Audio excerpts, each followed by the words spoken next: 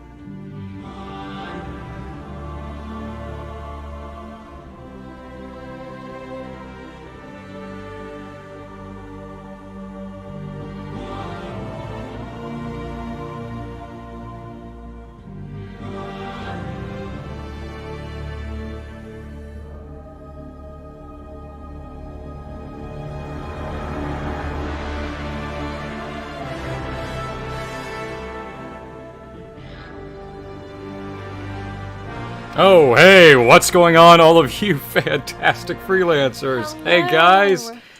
How's it hanging? Sorry, the music was a little loud. Couldn't quite hear my own thoughts. Hey, everybody, how's it going? Good to see you all. Hi. Need to... Oh, yeah, Ash is here. Don't mind her. Hi, Ash. How's it going, old buddy, old pal, old friend? Good. How are you two? Oh, well, thank you for following, whoever that was. We're still doing a few more small things on our end. I think we need a pop-out chat for the Your Anthem stream, unless you want me to look at... I can look at my phone. Just separate tab over. No, we'll tab it, because I want to look at them too and say hello. Hey, everybody, how's it going? Thank you all for making it on a Saturday. That's a big deal. Yeah, the mom of Anthem right here. Yeah, there you go. What? Well, I mean... You're doing something right, Captain. And I'll fix those. Wow. Yeah, wow, that's a lot. First of all, hey guys. I'll fix those alerts as well. I am not in my studio right now. We are that's clearly kind of in... appropriate, right? Clearly, we're in Anchor Studio right now, and we're using her streaming setup, so if you see, you know, hearts, emotes, weird sci-fi... Just blame it on me. Whatever effects, that's... I'm gonna That's pop all your her. chat out here. Yeah, let's see. If anything Pop goes out wrong, chat. yeah, just blame it on me. Yeah, there we go. Oh, there's pop-out chat. Hey, Anthem forever. There we go. I like oh, and there's this. a replay of, yeah. Yeah, I can't hear myself over this music. Yeah. No, we're good. Alright. Good stuff. Anyways, so yeah, hey guys, we're still working on a few things behind the scenes right now. This is the first time Laura and I have streamed from the same setup. Same setup in the same place. You all know also I am not a streamer, but these two lovely ladies are, so it all works out. If audio is ever too loud or you know there's anything we need to correct that you guys are seeing, just hey, let us know. What? Oh, come on. This is... I'll turn it off. I don't know if I want to, though. Anyways, so quick introductions. My name is William from Your Anthem. I'm the host of Your Anthem and the guy that you all listen to in all the videos. This to my left is Anchor654. Hi, I'm Anchor. Yep, my fiance and this other lovely lady. Let me see, pointing the other way. Yeah. This lovely lady with the picture right here is one of my best friends in the whole world. What's your name? I forget. Friend. Oh my gosh, you don't even remember. I barely Hi, remember I'm you. the disembodied voice named Ash, also known as Lady Insanity. Yeah, you might want to click that blue arrow, by the way, to picture. Yeah, there we go. there we Yep, go. we're staying current. I'm gonna Anyway. turn Ash's volume up a bit. Yep.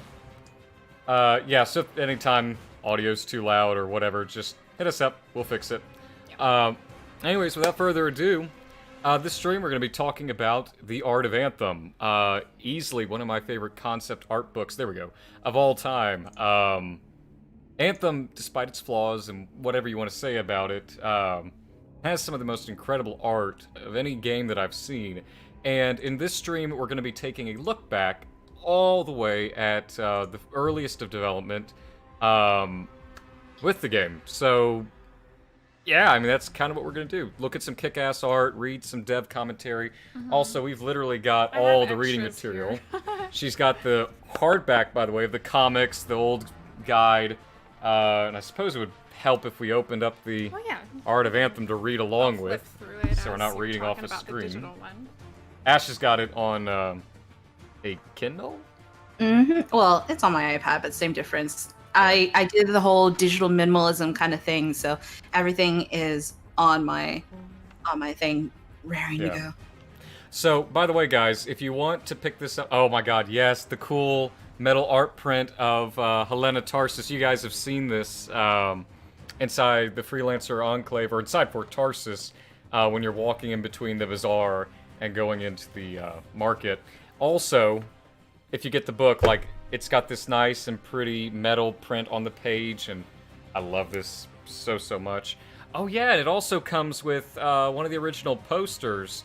Yeah, it's got like Halleck, Faye, all their names on like a movie poster. But anyway, we're gonna go, I think, cover to cover, and Well, we want to be careful. Like, we don't want to show everything. well, not everything. Yes, yeah, we fair do. enough. Just kidding. But anyways, Well, I without know further there's, ado, like, copyright and things. Want to be blah respectful. blah blah. Blah blah.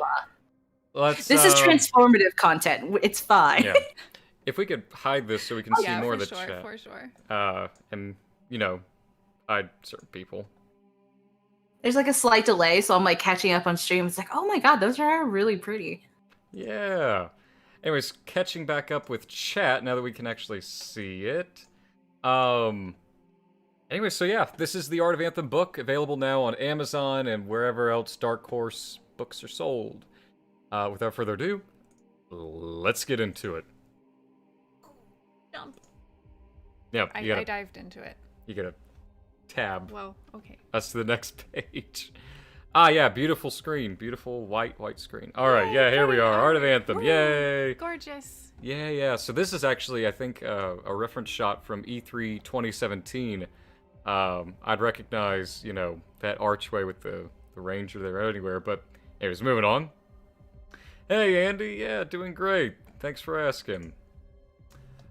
Yeah. Okay. So this is really cool. One of the first things. I love just everything about this shot. Yeah. So a couple things first and foremost. All the commentary I think in this book is from Derek Watts, who is, I'm fairly certain he's still the art director on Anthem. Not 100% sure. But this was all, you know, the stuff from launch. So we're not looking at any new 2.0 stuff. And yeah. So early on when I first started reading this book, I know you two have both read it, but one of the things that surprised me the most was Anthem was meant to be a survival game, not a looter shooter, where, you know, you could. Yeah.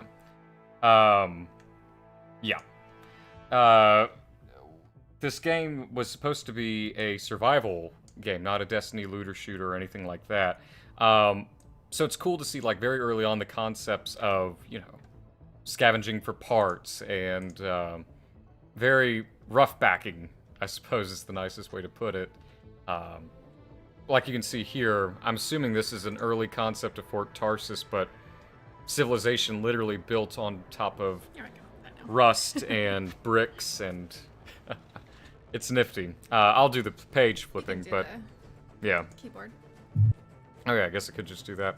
Anyways, yep, more concept art. This is actually something you all have probably seen a lot of, this image, but, yeah, let's see here. Okay, yeah, so we've got the foreword from John Warner, who was the game's game director. Phenomenal guy, truly.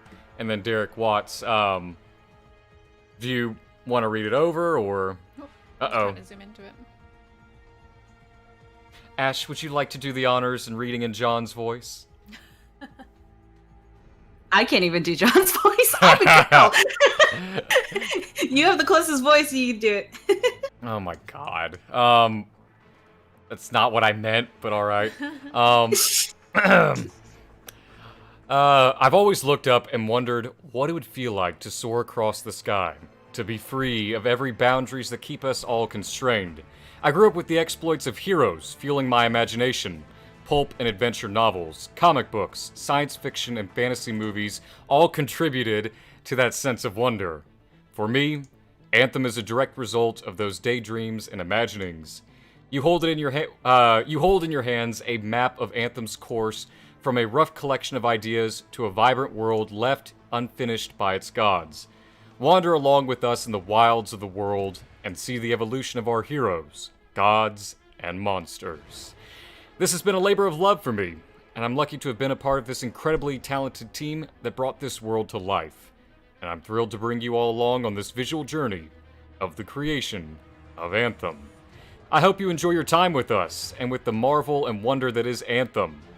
You are now part of that intrepid band of heroes, the Freelancers, imbued with the power of the javelins, free to roam the skies and beyond the boundaries that holds others in check.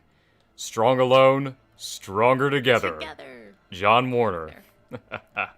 I love this. Already gives me goosebumps, and you know, however Anthem ended up, you can't deny that there was an insane amount of passion and I mean, what have you about the development of this game. I mean, Ash, I suppose you would be the best person to read off Derek Watts then. Orbital. I suppose I can do it. I don't think either of us have actually met Derek, have we? Have we? I don't think we have, but... No. I definitely met Jonathan, but well, it just didn't feel right. Well, go ahead and read off Derek then. It's fine. I'll do it in the voice. Time. The voice. Where did it go? I can't remember how often I've said that to myself over the years. Anthem began after we completed the Mass Effect trilogy. We had the opportunity to create a new intellectual property. Something fresh and exciting, as usual, but also a chance to develop a game much different than anything we had previously done at BioWare. I approached Dylan, the code name we gave the project, the same way I approached Mass Effect. We needed to create a visual style that was strong enough to be recognizable in a crowded market, but also relatable enough that the team could spend half a decade creating it. I like to think of the visual style far beyond the game. Does it have the vision to adapt to movies, TV series, and even print? Can the game be stylized and easily broken down to its simplest elements? Could we create a world that feels original and believable? I included a section in the book called Origins. This was an early version of what we thought Anthem would look like. It was a unique vision that the art team was very passionate about. But in the end, we needed to adjust it to give the IP more depth and flexibility. You could see early versions of Halleck if you look closely. It was hard to let go, but in the end, we developed a much stronger IP. What is Anthem? It's analog technology with handcrafted machines, a dash of Middle Eastern influence, and the triangle as its primary shape. Enjoy the work of the artist that spent years creating this amazing world. We pushed the envelope with 3D concepts and truly created something remarkable. I'm incredibly proud of everyone who worked on this project. Time. Where did it go? It went into one of the most fulfilling experiences of my career. Well, I gotta tell you, Derek has never sounded better, even though I've never heard his voice before. Hey, good job, Ash! So, with all that out of the way, and without wasting any more time, let's get into it. The first chapter, Origins. So you can already This see. is so cool. Like, Yeah. Beautiful, beautiful artwork. I love that bridge. Yeah. It's my favorite. Evidently, everyone in my chat is saying that I've now got a match on the opposite gender now. Hi. So yeah, we're just all going to take turns reading off and looking at all this stuff, but you're going to realize really quickly how radically different the game was going to be. This looks so cool. Yeah.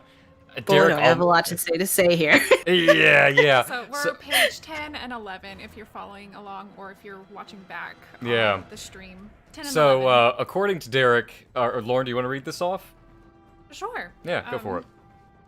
In the beginning, this new game had a different concept. In the future, you were from Earth and were on a ship that crashed in what we thought of as a Bermuda Triangle in space. Ships would crash, then survivors would have to settle, survive, and somehow thrive on a harsh and dangerous world. These ships were only in that first iteration. We took this quite far along before we switched to what Anthem would eventually become. Yeah. That's so cool. I mean, you can see like all the cargo containers, I suppose. Mm-hmm. And I can understand, like, coming off of Mass Effect. So, let's see, how many years ago was development? It started, like, 8 years ago. That would be around 2012, 2013. When did Mass Effect 3 come out? Mass 3 was like 2009? Okay. No. Oh, are you talking about 3 or Andromeda? 3, not Andromeda. No, I know when Andromeda came out. Yeah. Maybe it was. Oh, 2012. Wow, I'm beyond. Appreciate you, by the way, Brick Squad. Thank you, guys.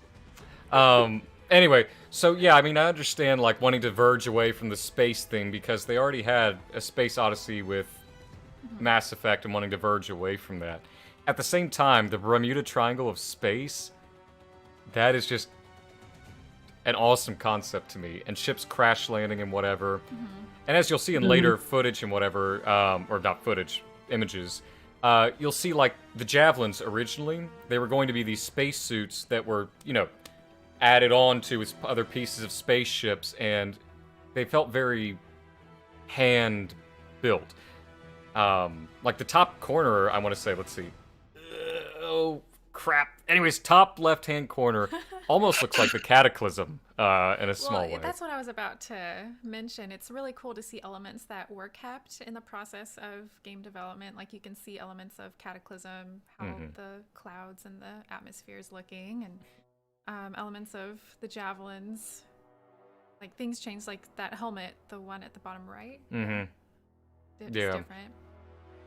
It's extremely similar and probably the same as whenever Anthem, like the concept art came out and everyone's like, oh my god, that's Mass Effect Andromeda. It was actually Anthem. Yeah. Oh, do you remember that one? It was like the Pathfinder suit. Yeah. Yeah, But it was actually Anthem. Yeah. Oh my gosh, that was hilarious. Man, and then, let's see.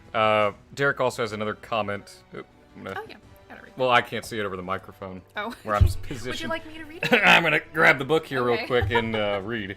As I copy. Up top, you can see that we designed images from this world where those that crashed before watched new ships fall through the atmosphere. The bottom piece shows that at this point, javelins were utilitarian suits for space travel that then had to be repurposed for battle in a dangerous world. On a dangerous world. Whatever. Danger. Yeah. This is awesome. I mean, that's one of the most fascinating things to me about game development is just how things change and iterate over time and things that are kept and, Yeah. you know. And we're not going to read off every last little thing here. We're going to flip through some things more than not. But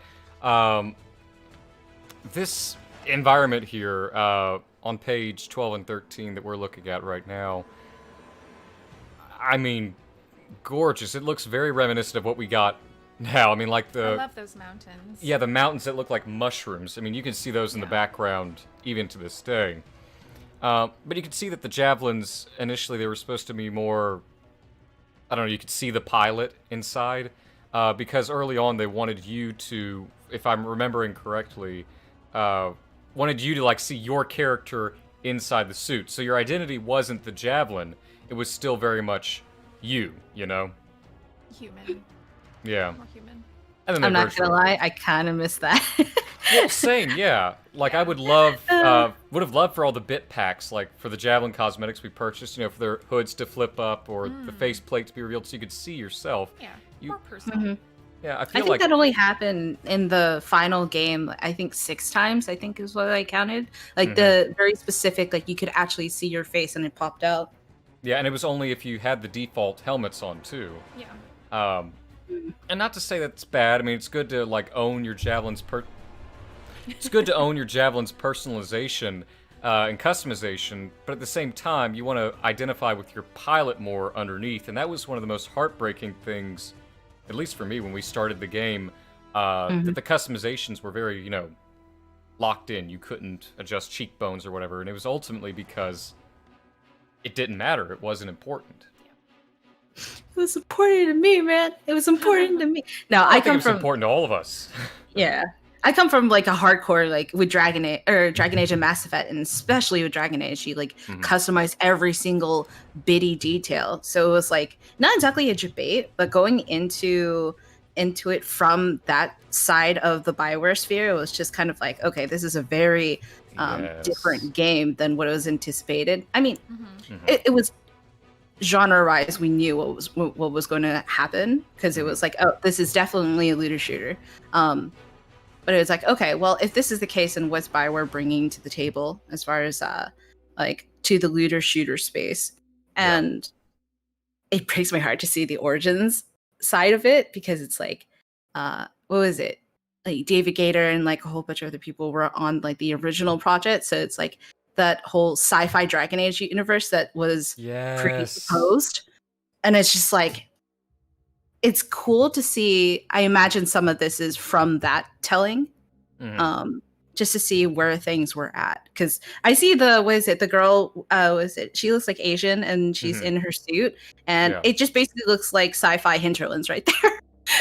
Exactly. Oh my god, gosh. wouldn't that have been cool? But the question, would we be able to leave it? Okay. I mean, why? I imagine we'd be able to. Sorry.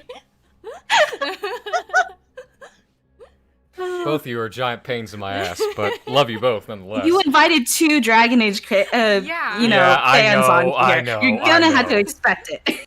Oh my god. Anyways, so moving on to the flipping onto the javelins, this is more or less what I was talking about before, how you could see like very early on the idea was for you to see your character's face and, still identify with your character. Because I know I've played Dragon Age and Mass Effect and now Anthem multiple times, and I never quite felt that connection, with my character. Like, I felt like I was, rushing through the story to be able to level up and loot. And I guess that's kind of the definition of a looter shooter. Kind of like Destiny, I don't identify with my character, I identify with other characters. That's not necessarily a bad thing, but I don't know. I still would have rather, all the bit packs, for example, open up and you could see your character's face and not everything be in first person where, like, you can't even look in a puddle in Fort Tarsis and see your reflection. I think in terms of story and lore, though, they got it right there in terms of having a good balance of story and then the looter shooter aspect of it, because the lore and the story is something that I really like to dive into, and there's a lot there to find in Anthem. Yeah, but like you could see the earlier Ranger Javelin, I forgot I got a point opposite. The earlier Ranger Javelin designs at the top there, where they started experimenting with, covering up, and it makes sense, dangerous environment or whatever, you need to be shielded at all times, I suppose. And I love that Colossus design. I've got to figure out where I'm pointing. The multicolored one? Yes. With this red Colossus. License plate. Yes. Did you notice that there's a license plate on it too that says New York? Yeah. Oh my god. Like, that is just so cool to me. And just the paint job. It reminds me of like Sabine, like how she does her like Mandalorian armor, Yeah. I love it. And I love which one is it? It's the bottom this way. The bottom one, the kind of tannish one where it's the fighter pilot oxygen mask. I love that. Yeah. Look. Moving on from that, though. Here we go. Oh my god, yes, yes, yes, yes. So, some of you will probably remember not too long ago, I uploaded a video from one of the art stations of the original Javelin XO. Back when they were only going to do, I think, the one, and then they eventually went on to make 6 Javelins, and then they cut it down to 4 for launch. Oh my god, it's so cool seeing this design again. Very blocky and obviously very spacesuit-esque, but what it turned into, just awesome. Ash, got any comments here? Like, they obviously drew inspiration from NASA, but what are your thoughts on this design, I suppose? This design is just kind of like, what do I say? I don't know. It is unnerving, the kind of idea that one will hear. No, it's because I think of NASA whenever, like, the future of NASA as far as like spacesuits are concerned, and like all that, and the trend that they're doing, and it's just kind of like, is this the future that we see as far as spacesuits? Is this like a natural movement towards that? Because it's like, okay, I'm not gonna lie, I'm slightly unnerved, but I just realized the hands and the fingers, they're super mechanical, and I was like, wait a second, are these, did they plan it so that the actual hands were going to be like early on, that you weren't actually holding it? I don't know how to describe that. It's like, it's not their hands, it's like everything's mechanical. JR Gaming says it looks very industrial. Yeah.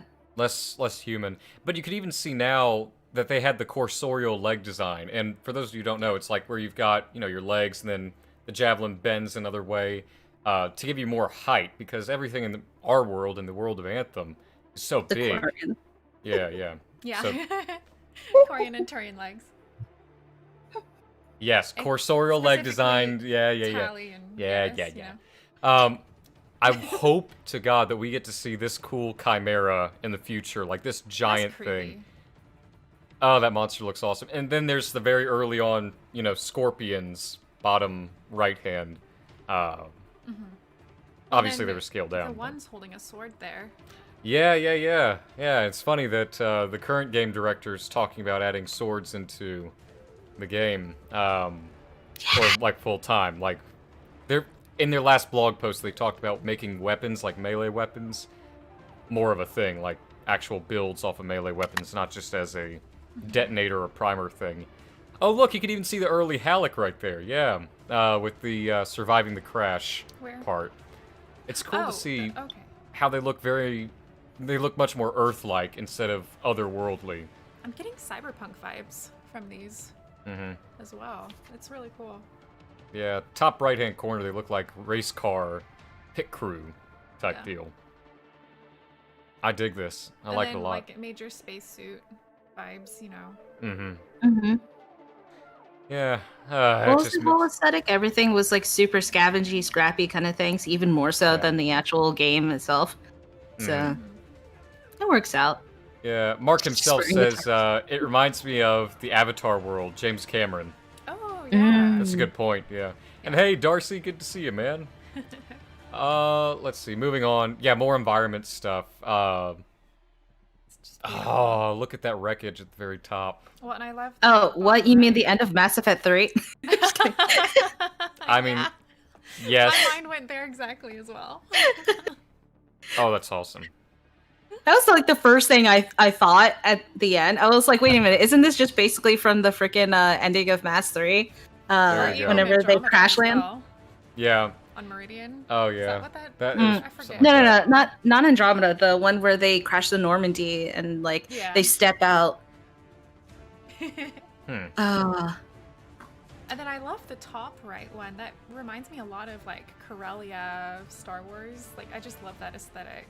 Well, and I know a lot of people, or at least some people, recognize from E3 2015 the center right, whatever, my finger can't point to there, but the center right picture of the habitat, that's actually something that they showed off in-engine. That was the first ever screenshot of Anthem in development back in 13 or 15, I can't remember which or. I think 15, or 14.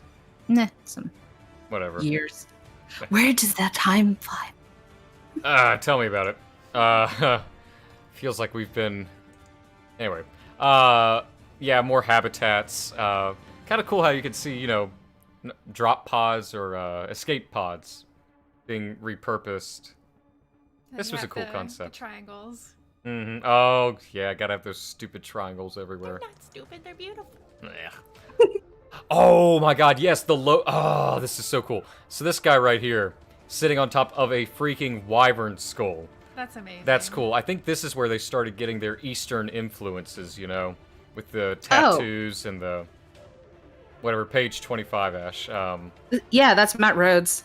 You can absolutely tell that's his art right there. Oh my god, it's so damn cool. Let's see. So Derek says, where is it? Yeah, right there. Oh, do you want me to read it? Yeah, you read off it. Yeah. Even in our first... blah, blah, blah, blah. Not enough coffee yet. Even in our very first ideas, we wanted a garage, as can be seen in the image at the top of these pages. A garage is where you work on your hot rod or a vintage car, only here it's your suit. We wanted to evoke that feeling of making something unique, customized, and personal in your backyard garage. Yeah. I love that. Yeah, John Warner, I mean, Ash, you probably remember at one of our first play sessions, our first play session together, there was a message from the game director and or producer, I can't remember if it was specifically John, but I know the big vision around Anthem around launch time was, these are your hot rods, these are race cars mixed with fighter jets. That's how it was always meant to feel. I think they even go further into into this book. They mentioned that as well, and it's just that was their whole vision. They wanted you to feel fast. They wanted you to feel that kind of speed. Yeah. Oh my god! And look, forget Earth right there. That's cool. It's a cool little detail. Anyways, next chapter is a new breed of hero. This is where they get into. Oh my god. Old Yarrow, wow. Yeah. Wow, I've forgotten. Yeah, this is where they definitely picked up on that Eastern influence and cleaned up the design, and... Man, Yarrow is supposed to look so friggin' ugly. Kidding. Man, this is so cool to I like see. the idea of the war-torn veteran kind of aesthetic. I think that would have worked okay. But he was way more optimistic in the end product, so I don't think that would have worked. Well, hello, freelancer. Bad Russian accent. How'd go your day, friend? Hey, go out on mission for me, yes? Oh, sounds good, friend. Let's go do that, comrade. I get close enough, right? Sure. Yeah. No. And then, I don't know who that is there, but... I wonder if that was an early concept for Yanni or Johnny? Johnny? Johnny? Yeah, that could be. One of Derek's notes is, on the left is a freelancer general, on the right is the freelancer pilot. So the freelancer general was Yarrow, and the one on the right is the pilot, evidently. With the pilot, we were looking at padding and compression suits because these pilots might have gotten tossed around in their suits during battles. You can get injured in there. We were always talking about fighter pilots. Hey, you have to be a certain kind of person to function in a fighter jet or in a javelin, which is why there's so much padding in the javelins now, and our flight suits are very and fighter thick. pilots now, they wear G suits to withstand more G forces, so that kind of plays into the aesthetic there. Then you have your mask, and you're literally strapped into the cockpit of fighter jets and stuff. So yeah, I like that correlation with the javelin there. Yeah, it's so cool to see all this stuff. And someone asked, Darcy Martell asked, do we know what Anthem 2.0 will be like? Will it be a patch or separate software? Right now, we don't know anything. We're all kind of learning as we go with the blog posts. I have my theories and my hypotheses. You can listen to videos, and maybe we could talk about it after the art book stream, because there is some cool art, and we've got the blog post and everything we can go look at, too. Oh, sorry. I used to do this in radio all the time. I'd bang my mic and my co-host would hate it. She would get on to me all the time. Oh, hey, there's Owen! Treacherous bastard! Hey! He just needs a hug. Oh, he's just doing his best. Yeah. Yeah, screw him. I'm an Originally, Owen sympathizer. well, both of you love Solus, so don't give me that crap. You're I mean, biased towards. doesn't he basically look like sci-fi Solus? I mean, he's bald as hell. Yeah, that's true. Yeah. No, like that right, what is it, on the right screen, what's it called, with Owen, if you see how he stands, that third one, I'm looking at your wanna stream leave. right Just now. give Solus a helmet.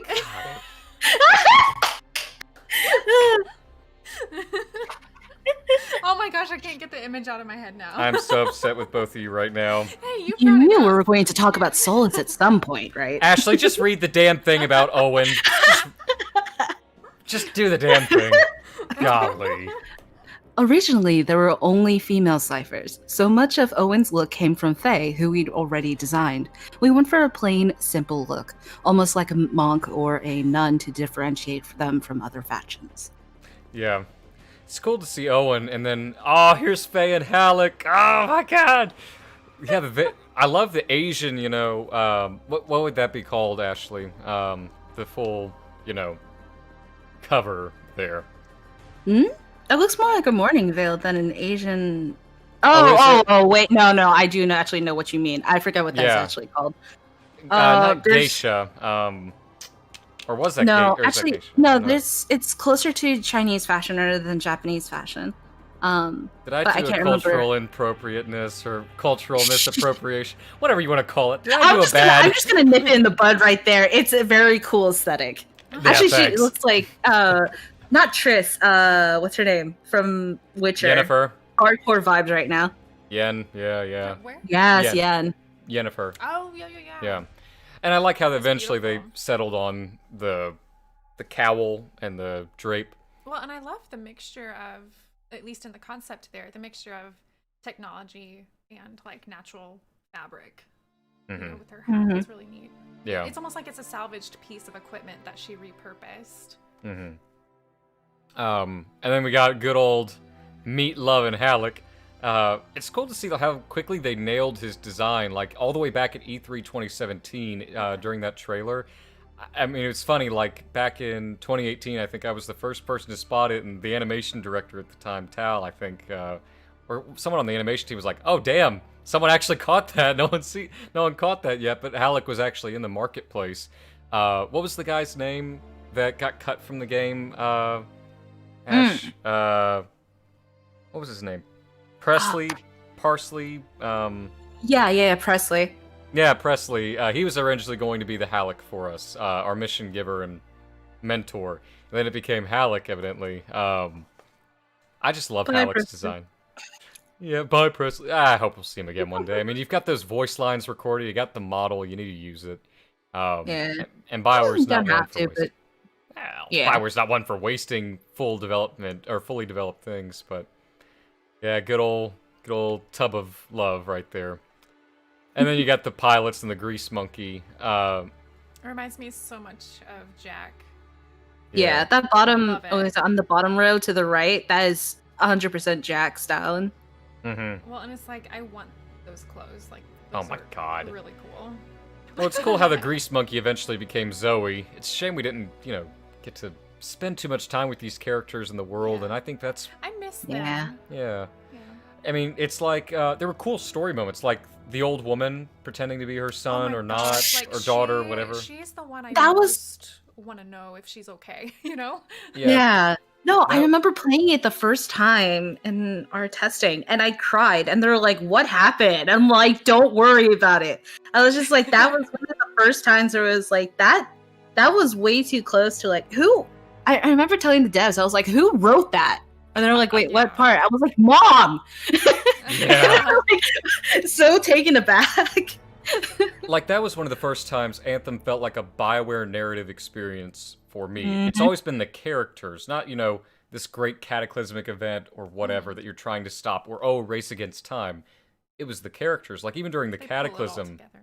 yeah, when you start socializing with Harkin, really and truly, Yeah. only then do you begin to feel, I want to know so much about his motivations. well, yeah, and the Anthem and stuff, that stuff would have been great to know during the game or have that interaction during the base game.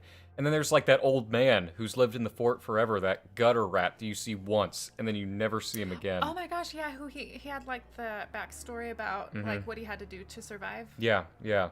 Pragmatist. Yeah, and Yeah. all these characters, all these things, and you get like option 1 or 2. No matter what, the story more or less ends up the same. You never see the old woman again, no matter what you pick at the end. The Cypher or the Dominion spy who doesn't know he's a spy in the bar, and no matter what happens, was so interesting. That's what I hope we'll see more of, like traditional Bioware storytelling. But well, I think it's cool that the mystery is there too. Well, I yeah, just but I hope mean, we find out, even if it's in other material, what happens. I mean, we might be in the minority here. We're all story people, Yeah. and a lot of people are coming to Anthem to replace Destiny, for their looter shooter experience. At the same time, what makes a Bioware game is the narrative and the story. That's what they excel at. And I kind of felt like they tried to do almost too much with base Anthem. They tried to be a looter shooter, but they also tried to be a narrative experience, but they also tried to be a cinematic storytelling experience, but they also tried to involve crafting. And it was okay in all the areas, but it never excelled in any one thing. Yeah. I mean, I have to give it to them. Flying was the most satisfying out of the entire thing, because like as a person who comes from the Dragon Age side and like the Mass Effect side, I was looking to Anthem and winning it for it to be basically a completely different experience compared to all the looter shooters that are already out there right now. Like I played Destiny, I played like a lot of the other stuff, but at the same time, it's just like that story, and I'm sure someone who likes Destiny is going to try and kill me for saying this. Destiny always felt a little bit flatter than a lot of, what kind of promise was promised in the entire aesthetic. And Cade kind of carried a lot until like much later. Oh, he still carried, God. but Yeah. And like for me, Yeah. Hold me. No, I know what you mean. Yeah. But and then like because it's BioWare, we have that kind of like, okay, you're a story. No, I shouldn't even say story. You are a character first studio. Like that is what we know you best. And I was just like, okay, you see that in Anthem, but it's just kind of like they didn't get to flesh it out even further, and they absolutely could have.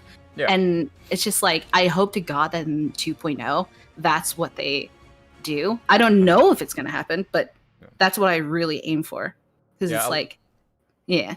I mean, a lot of questions are coming up in chat about like 2.0. Do we know anything? Do we know if we'll need to buy it again? Do we know anything about 2.0? Ultimately, we know about as much as you all do. I mean, we don't have any insider info. Like, it's tight-lipped. There's what we find out is what we report and what we tell you guys. Got hopes and aspirations. Yeah, I mean, I would kill to know, what's going on behind the scenes, but we're all finding out at the same time type deal.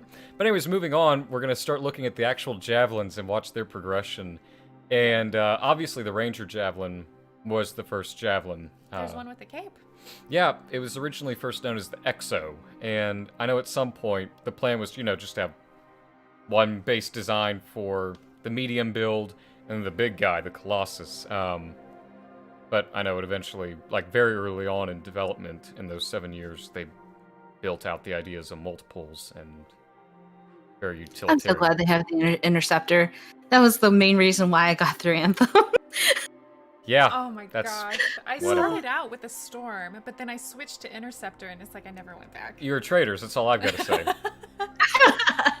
No, screw that. No, actually, I did start with the Storm, now I remember. But the moment it came out that the Interceptor was closer to like a melee-looking build, I was like, nope, I'm sorry. I have to get away from it.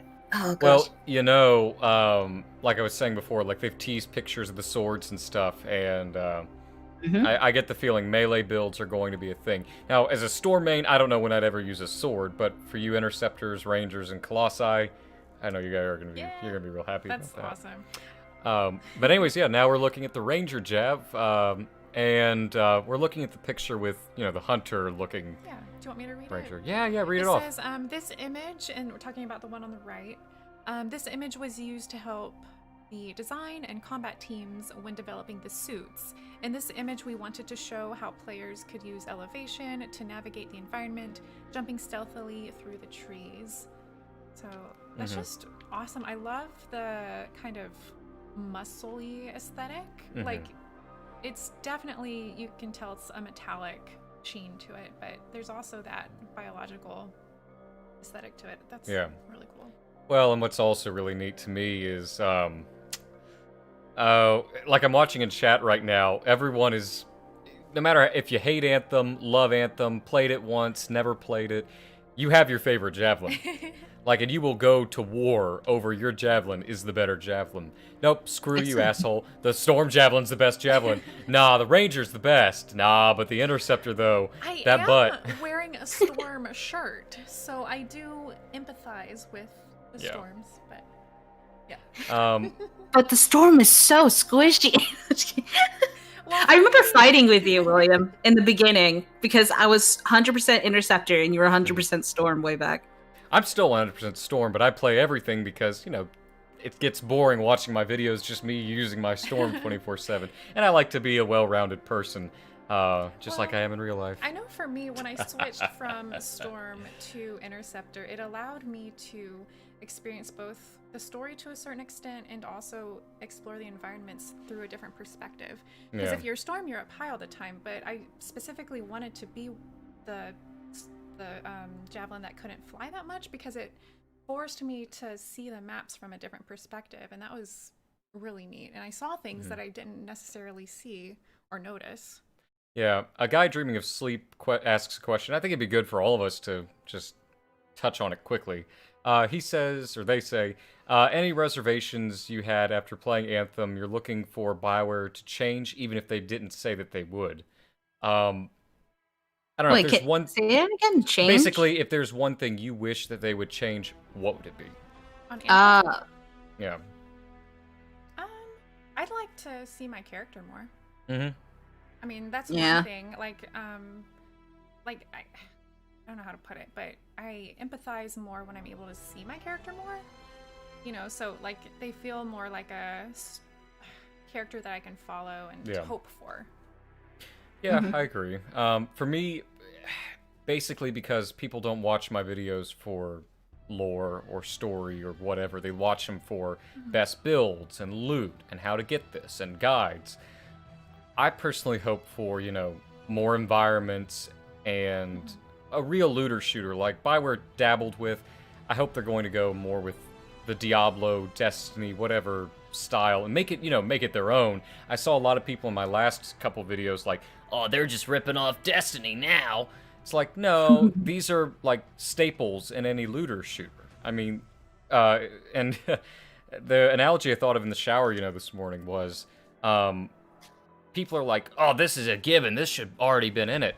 And why are you excited for this? Well, it's kind of like a third world country. They finally get water, and we take it for granted, and it's not a big deal for us. But for that third world country, that's a big deal.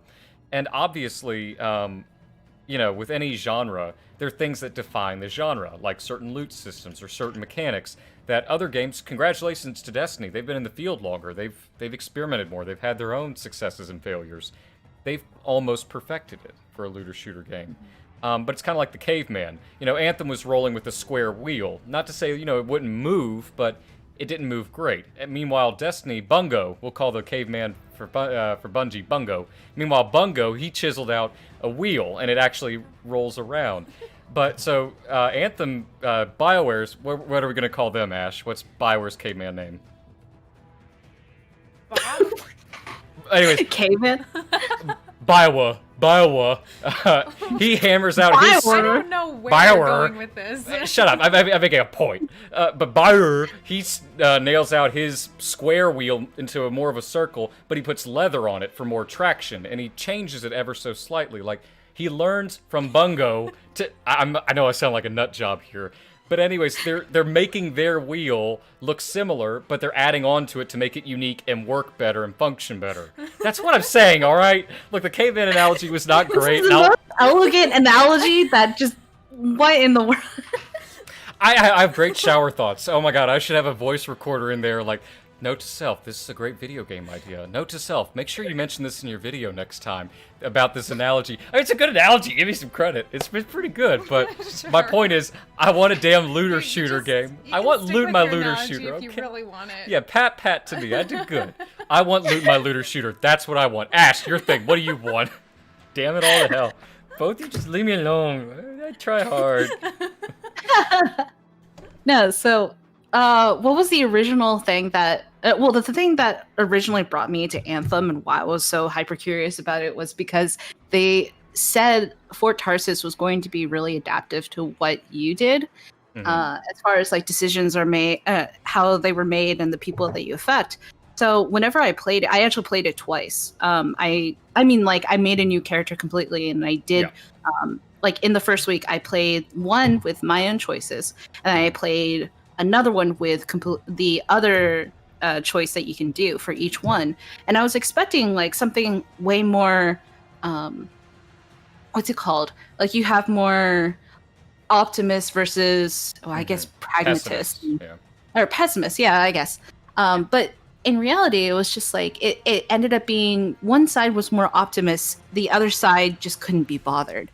And I was so surprised by that because I was expecting, at least out of BioWare, that whenever you make these choices, not necessarily like, it's like a huge butterfly effect where you just change a little thing and it explodes into a whole bunch of different consequences. But I was expecting my effect on Fort Tarsis, or at least within the characters, to be a lot more poignant, especially from a BioWare title, because because even if it's a looter shooter,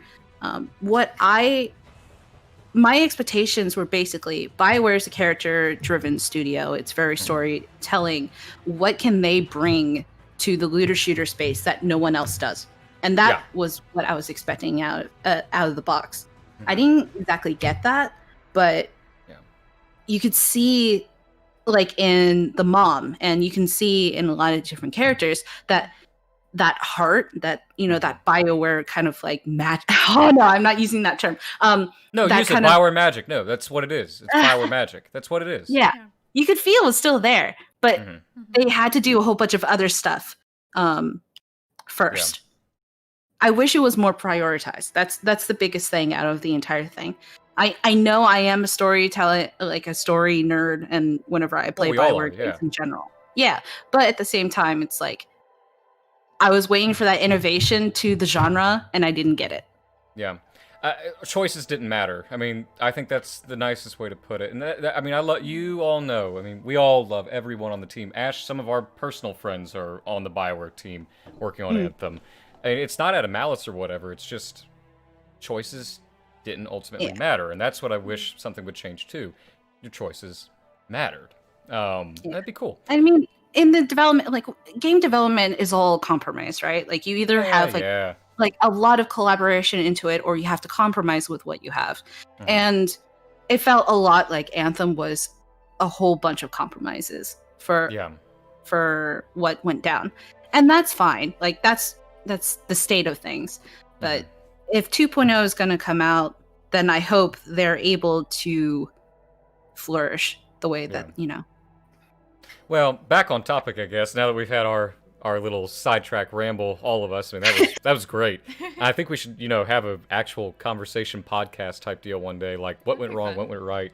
But yeah, no, like everything you're seeing to the left here, that's the Exo Javelin I know from old development. Like, this is bread and butter when the Ranger really came together. I love those colors. And a lot of you will recognize that helmet at the bottom. Laura and I are kind of blocking it, but you can see it on our screen a little bit. Yeah, just take us away for a second. That's actually the Mark I Ranger helmet for when you start playing the game in the tutorial that we never see again. It's in the game files to be a microtransaction thing. They just never turn it on. You can go on ahead and pop us back. And originally, the Javelins weren't supposed to be able to fly. They were supposed to, like Spider-Man, grapple hook and stuff, but if you read the Kotaku report by Jason Schreier and, the deep dive and what really happened with Anthem's development, after E3 2017, EA exec said, no, you're doing flight. Flight needs to be a staple. And they shifted gears towards that. And you see there's more stuff with the Ranger Javelin. I would kill to this day to have a trench coat on my Ranger. Oh, I see that now. Yeah. Mm. Looks very engineer, It looks gunslinger-esque. like Thanes from Mass Effect. Yes! It looks like- Yes. Oh my god, yes! yeah. That's so cool. I like that. But you see, like, how it is now, like, the Ranger Javelin, more or less, that opening sequence hasn't changed. You know, it looks like there were drones at some point that he could have that would shoot lasers or whatever. Lots of cool stuff. I wish we will have more ultimate abilities, ultimately, and skill trees and stuff. Ultimately. Yeah. Ultimately. I regret bringing you two together. Anyway, some more cool just pictures of the Ranger Javelin. We won't go into too much depth about these, but... Oh, yeah, this one's fascinating to me. The bottom right. yeah, the wingsuit. Yeah. Yeah. And you all will probably recognize the armor set up top. That's actually something you can get. And the one where it's all pulled apart, you know, the pieces, that's Grandmaster Adam's personal vanguard. Those are their cosmetics. And again, those were data mined. They're a bit pack. We should have been able to buy them as microtransactions or whatever, Well, but we never did for changes. some reason. Yeah, exactly. I mean, it's whatever. I'm just Part of the saying, process. this is cool. And the wingsuit idea is nifty, but I do prefer what we got in the end, you know, the Iron Man flights. Well, and I really like the damage state. You can see the middle right. How it's still scuffed up and everything, but with the helmet up, there's obvious, like, damage state there. I love that detail. Yeah. Let's see what else we got. Yeah, and this is where they started solidifying the Ranger down to its basic paint scheme and whatever else. Just so cool to see all this stuff. I love this. Oh, and Ash, look at that. Alex Fingini, he was one of the artists on the project. He says, early on, we decided to have hands that were as expressive as human hands. Not too stiff and robotic. The suits are meant to be extensions of the pilot, so the movement needs to reflects this dexterity. And sorry, guys, if I'm stuttering. Like, the screen's a little ways away, and I'm having to squint just a hair. Put on glasses, old man. I've got contacts in, old lady. Oh, Damn it, the Interceptor. So this is Yes. where you all... This The is where you all interesting get part of talk. this. Oh, kiss my ass. See, and that's what I'm talking about. I love that you can so own your javelins. Like, Yeah. nah, screw you, Interceptor lover. It's so cool to see how they were supposed to be the Saber Ninja Yeah. at some point in time. It's awesome. I mean, maybe you all can talk on it more since you're Interceptor lovers, and maybe in the 1,500 hours I've played the game, maybe 10 hours have been on the Interceptor. Well, I mean, what was most intriguing to me switching from a Storm to an Interceptor is the way you would traverse the maps. So Storm, you had much more flight time, but with the Interceptor, and I may have learned this from you, Ash, about like dashing and then jumping and then dashing. So like that was what was so like the most different for me, like apart from viewing the maps from a different perspective. I think the biggest thing about Interceptor was whenever I played it, it was just kind of like the floor is lava, right? So the dashing God, thing that's that you fair. mentioned, it was like, for me, the flight time as an Interceptor didn't really matter because it was just basically I dashed and I did a whole bunch of different combos all the time. So I would never touch the ground. But at the same time, it was just like muscle memory after a point where it was just like, I'm always in the air because I always do this and then flying. So I never had to worry about that. Yeah, what blows my mind right now is like you're seeing the Tonfa blades on the wrists or on the forearms. I really wish they would have gone for that aesthetic. Like, I mean, it even looks like in one of them you could pull the knife out like a throwing knife or use it as a machete or whatever. I hope to God that they go back and allow that, like, let's say there's a skill tree system or whatever, and their new ultimates, and maybe, you know, it's easy to replace the bit pack. Like, on the Interceptor right now, you know, they've got the small little blade, but it's more for flair. I'm sure it wouldn't be too hard to superimpose onto meshes or whatever, you know, that long blade, or whatever. I just love it. My favorite one right now is the blue helmet one right here. Yeah, that's so cool.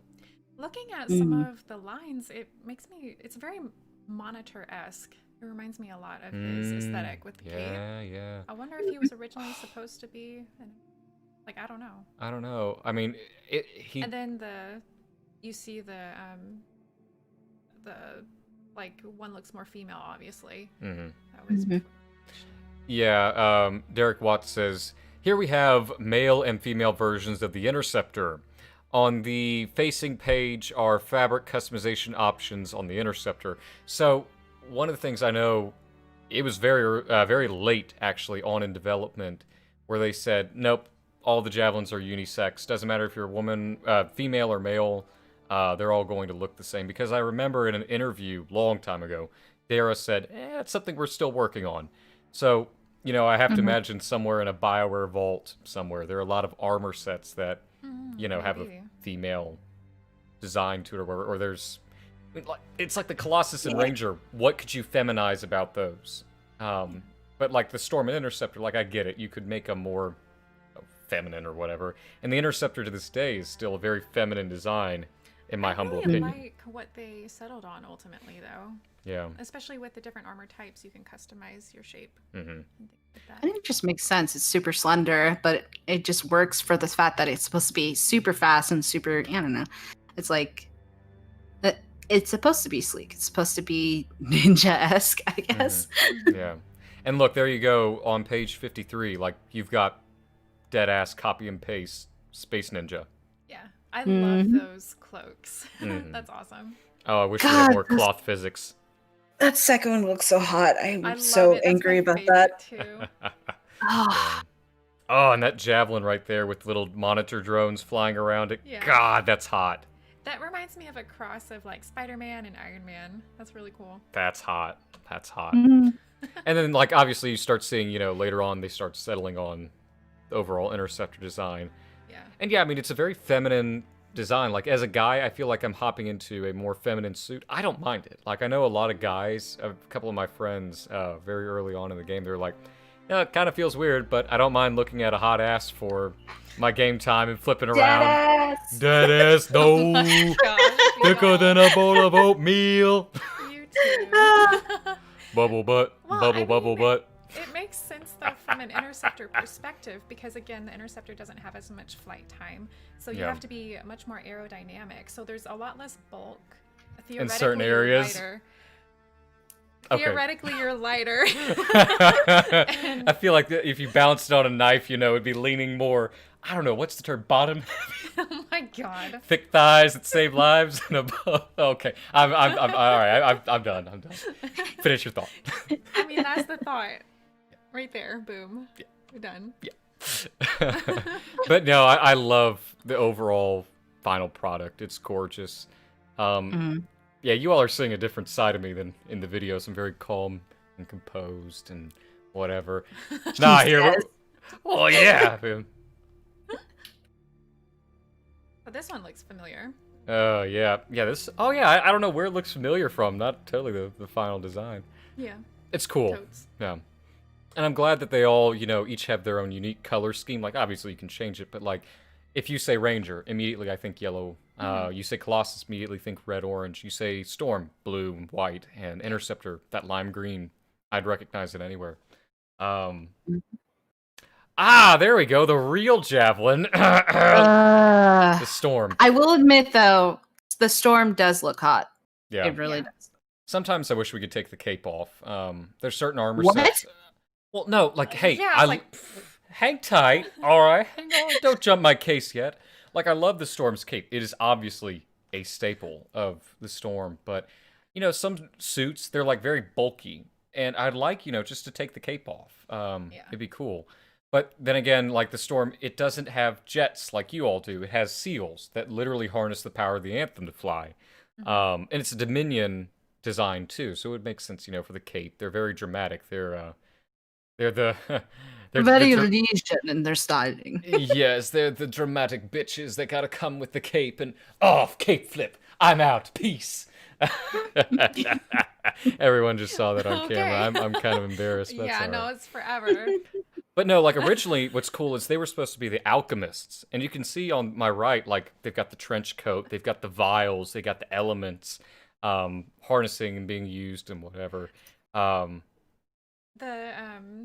tubes are really cool. It Mhm. reminds me a lot of that fighter pilot aesthetic that I really enjoy. Yeah. You see it there as well in the top left. Yeah, and then on the Oh, right, look you at start the seeing they go into the veil. more mystic. Oh, that's awesome. Yeah, I so love they the start verging veil, away. The translucent Yeah. fabrics, if I could talk. But like they start verging away from that chemical and very material design, and they start going into the more magical and otherworldly.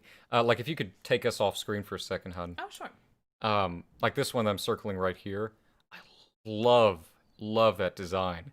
That big dome. I just love everything about that. What I page? would, page 60, bottom left-hand corner. I would pay big bucks. Like I would fund the development of that mesh if And I we could have make that. it translucent. Yeah. I would absolutely love that. That'd be really neat how like Yeah. lighting could possibly interact with that.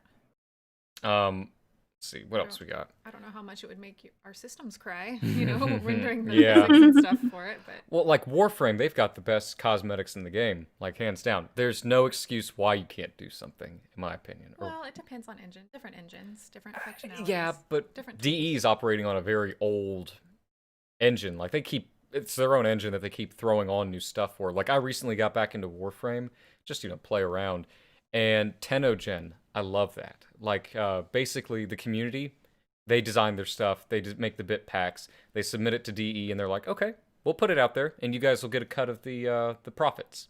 It's very cool. But they only allow things that are very, that fit the aesthetic. Yeah, like you want to make sure things fit your lore, Yeah, and exactly. your stories. So you want to, depending on your studio or your goal as a studio, you want to sometimes be more protective over what's actually canon. Oh, Yeah. there's my Star Wars-ness coming out. See, and I just flipped through these real quick because I don't personally care for any of this. I don't like how corrupted I want to say they look, or and actually we're on pages 62 through like 64. Well, I think it's really neat. Like it might reflect more of the enemy design, how it's more corrupt. Because there were some crazy, like I forget the name of that creature that attacked. When Yara was doing the voiceover. Yeah. That like Haro, the main antagonist, human. Harkin. Like Harkin follows it.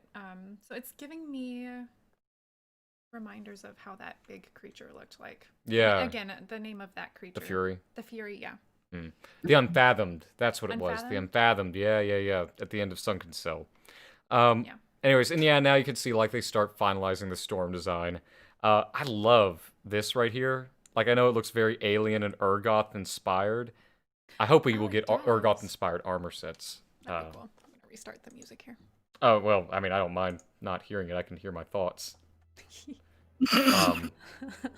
Anyway. You okay there? Well, yeah, no, like I've got the music blaring in my ears, and I'm. Anyway, it's a very makeshift setup that we've got right here, but anyway, so yeah, this is all very cool. And then we start finalizing the storm's design. This is kind of hot on page 71. I know Ash is gonna fangirl over it, but I like it a lot. Yes. Yes. You were correct. I am of that aesthetic. I am of that. Yeah. 100%. I know your designs. I know your Reminds themes. me a lot of Morgan. I love it. Could you imagine if we could have actual black lip liner? I'm like, oh my god. You all messes. Oh, here's the very early on Strider design, by the way. Throat cool. crack. Like it looks like a bullfrog almost. Very large and bulky. I love this. I hope that we'll see different Strider variants. I just love this design altogether. I can read it. This image was created to show a group of javelins exploring swamps with the Striders looming in the background. You can see a range of javelin designs. The focus is on an older version of the Ranger with the railgun type weapon directly connected to the suit. Yeah. That's awesome. And Juan C. Lucina says, more or less that avoiding your character's gender and instead they took the lazy way, made all of the javelins look unisex. Here's one of the things that I've always said, and I know Ashley's a big proponent of too. It's the whole... From the outside looking in, you could say, yep, that they were lazy. They didn't do the unisex. How could they? How dare they? Or whatever. Development's not easy. At all. And sometimes you have to make sacrifices. I don't mind the unisex. Would it be cool? More or less. I mean, the benefit doesn't outweigh the benefits underweigh the outcome, or how do you say it? The benefits don't match the outcome, or the worth of it. Because I'm always going to play as a male. I will never see the females, and therefore, you lose a large part of your population. You're splitting your population, you're splitting mesh packs and bit packs and whatever, and you're having to tweak them ever so slightly. Well, and I'm looking at it from like a story and lore perspective in terms of the stronger together. If you have more of a uniform look to your javelins, that kind of goes along with the stronger together. But then it also makes your own personal human character more unique, I feel like. Yeah. You know, so like there's trade-offs there in both ways. I mean, what's your point on the whole, you know, were they lazy and didn't do the unisex, or were they... I mean, what's your feel? They did make it, though. They made both female and male ones. They just never used it. You know what I mean?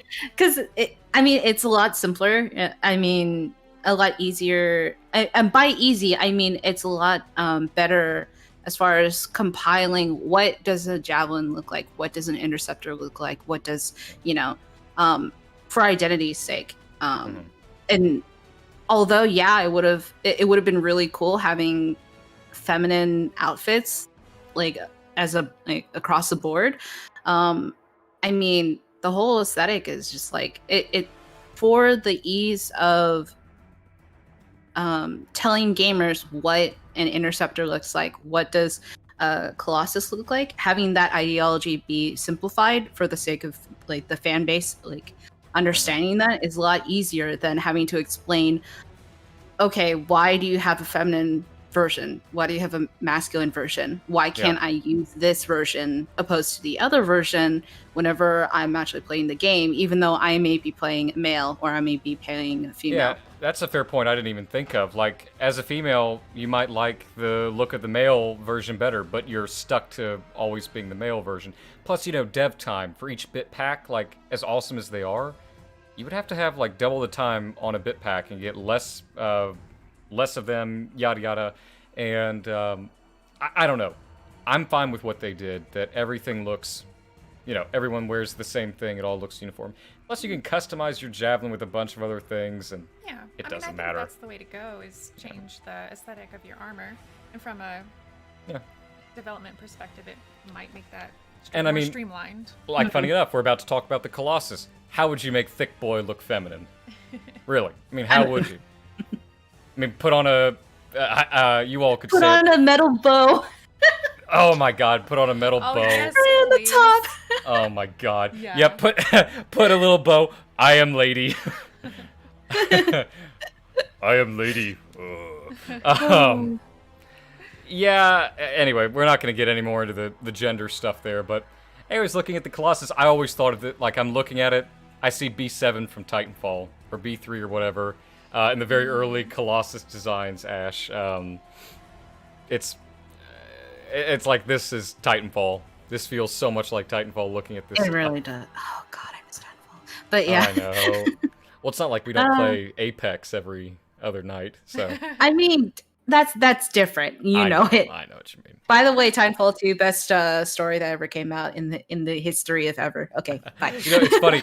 Let's take a detour for a second. I love how in 2020 everyone's like, Titanfall 2 was actually a pretty good game. Unpopular opinion, Mass Effect Andromeda wasn't as bad as we gave it credit for. Oh god. I'm like, you want to go down this route? Because we'll go down this route right now. Oh my god. Don't set her off. No. We could go on this. Ash, I'm putting a timer on. I'm setting a timer. Hang on. We get 3 minutes to go off. 3 minutes. Oh my god. Go, now. First of all, no, screw are you we assholes. gonna talk about Titanfall 2, or are we gonna talk about Mass Effect Andromeda? Because Both. with Mass Effect Go. Andromeda, it was actually a completely fine game. It just wasn't for me personally.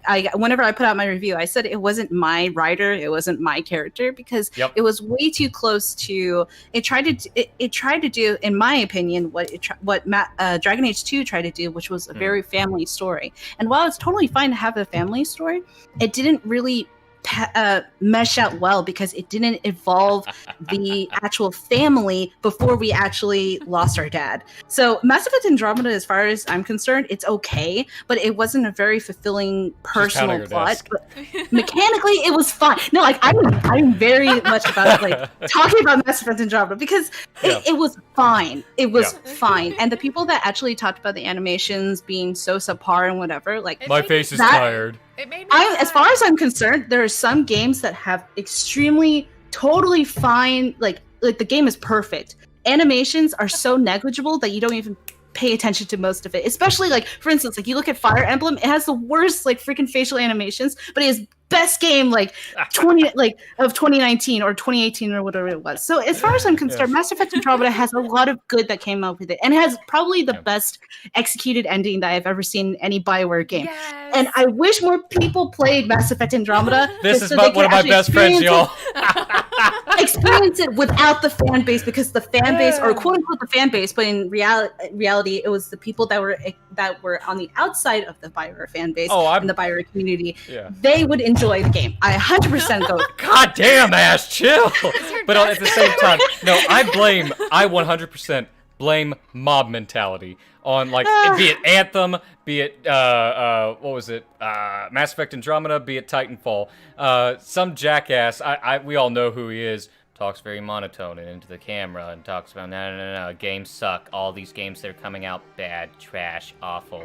Yeah, we all know who I'm talking about. People follow that mentality, and it's just like all downhill from here. Yeah, someone said it's the whiner base, not the fan base. It's the whiner base. And it's like the game was awesome. Mass Effect Andromeda was awesome. Yeah, it had its things, and they patched it and whatever. But BioWare literally wrote it off because the fan response was so bad. But it was reaction response, not real response. It was manufactured hate. People like Yong Ya, Layman Gaming, they all profited off of hate baiting. Oh, it was so bad. Oh, wow, they said it was so bad. It's real bad. It sucks. We're up in arms. How long did you play it? Like, I didn't play it, but they said it was bad, but I said I played it. But you didn't play it. So you have no feedback on this. Have you ever played a Mass Effect game? Yeah. No, but yeah, there you go. There's all your... like talking... We're done. 30 seconds. 30 seconds, go. Talking about like the extra media material that's out there for it. There's the 3 novels and the comics, but I'm more familiar with the novels. Those novels were so good. There's such good stories surrounding that era. Yeah. Talking about how the initiative came to be in the first place, and things like that. It's just awesome. Love it. And then here we have. I wish we could have the Anthem. skin for the Colossus, Ash page 78. Okay. With the You're fine. with the cape drape over it. I love that. I wish we would have capes on all the javelins. Like, not. I love you know, the detail on it. I wonder, is that like places to put bullets, perhaps? I don't know. For the Colossus? Shells, yeah, I don't know. Shells. It would be cool, like, if all armor sets. Well, and then you can see like a bunch of lasers. Yeah. That's really neat. I like the overall design. Like, even the Colossus, it's cool to see, like, at some point it had the grappling hook. That face is creepy. Yeah. I'll say that. Yeah, no, those were all still weird. But yeah, I mean, like, it's very early on in development. Like, I mean, they it's wanted cool, to but it show should be your person underneath, your pilot. And then you got, the Colossus again. And then they start, finalizing the design, it opening up its hood or whatever to show the pilot helmet underneath. Oh my god. Yeah, more BT7 here, with the little camera optic. I love this right here. This is neat. the little details. Yeah. That face on 79 just kind of freaks me out. Yeah, no, that's what I was talking about. Like, that's creepy. It Yeah. reminds me almost like Wizard of Oz or... Oh, no, it reminds me of that game with the baby, in the... Well, yeah, I thought about that, too. What's the game right away. called? Death Stranding. Death Stranding. Death Stranding. Oh, I have yet yeah. to play it. It's on my list to play, but, yeah. Yeah. Oh god! Like all the other concept art that actually show the faces remind me too much about the concept art for Dragon Age Inquisition, where they showed off all of the Red Lyrium Templars and all that. So it's like completely devoid of life, and it's just like there's a face, but it's like also dead inside kind of face. So it's like looking at these is a little bit unnerving. I'm not gonna lie. And then, like, on page 84 through 85, they narrow down the Colossus design, and damn, thick thighs save lives! Yeah. he a big boy. He a big boy. He didn't skip a meal when he was growing up. He looks great. And there we go, the weapons. Funny enough, this is still, to my day, my biggest complaint about Anthem. Well, one of my complaints. All the weapons feel like they're the same. Like, you just paint over and add a new perk, and there you go, new weapon. No, Rounder's Blaze and Hammer Point don't look... They have a different paint job and different intrinsic perks, but... The Cataclysm Same gun. really helped that with me. Well, yeah, I mean, it added 3 new weapon variants into the loot pool. But you notice, like, And you didn't have... gameplay, too. Yeah, but, like, you didn't have the Jar's Wrath body for, like, multiple painted guns. Like, Jar's Wrath was Jar's Wrath. There wasn't a paint over and a new intrinsic perk. It was a brand new weapon. And that's what makes those Cataclysm weapons feel so unique. But yeah, like, you got your basic guns everywhere. Then you get into the Dominion weapons here with there's one of the Cataclysm. Yeah. That's right there. With the... I want to say this is Flash Fire right here. Either that or... trying to remember its name. The one at the bottom. Here, let's see. Yeah, that's Jar's Wrath right This there. one. Yeah. Is it? Yeah, that's Jara. Well, 'cause I know there was one that the servers were not happy about during the beta. It's reminding me of that one. It was like a railgun type thing. Oh, yeah. You know I what I'm use it. talking I about? still use it to this 'Cause, day. yeah. I don't remember what it's called. Orange weapon one of with my flame favorite marks ones. on it. Anyway, but moving on, like, you can see the weapon designs. This is still one that hasn't come out yet that I know will come out at some point in time. They've got the model for it. It was supposed to be in the Cataclysm. It's been data mined. Like, it was supposed to be there.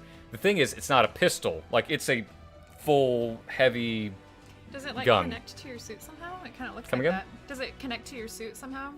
No.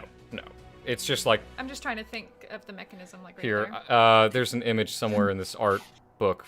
Nope, evidently not. It's on ArtStation then. But, like, it shows to scale, like, even it's a Colossus weapon. A Colossus has to hold the thing. Oh, like that, I guess. Yeah, That yeah, one down exactly. there at the bottom right. Yeah, it looks like a pistol. It ain't a pistol.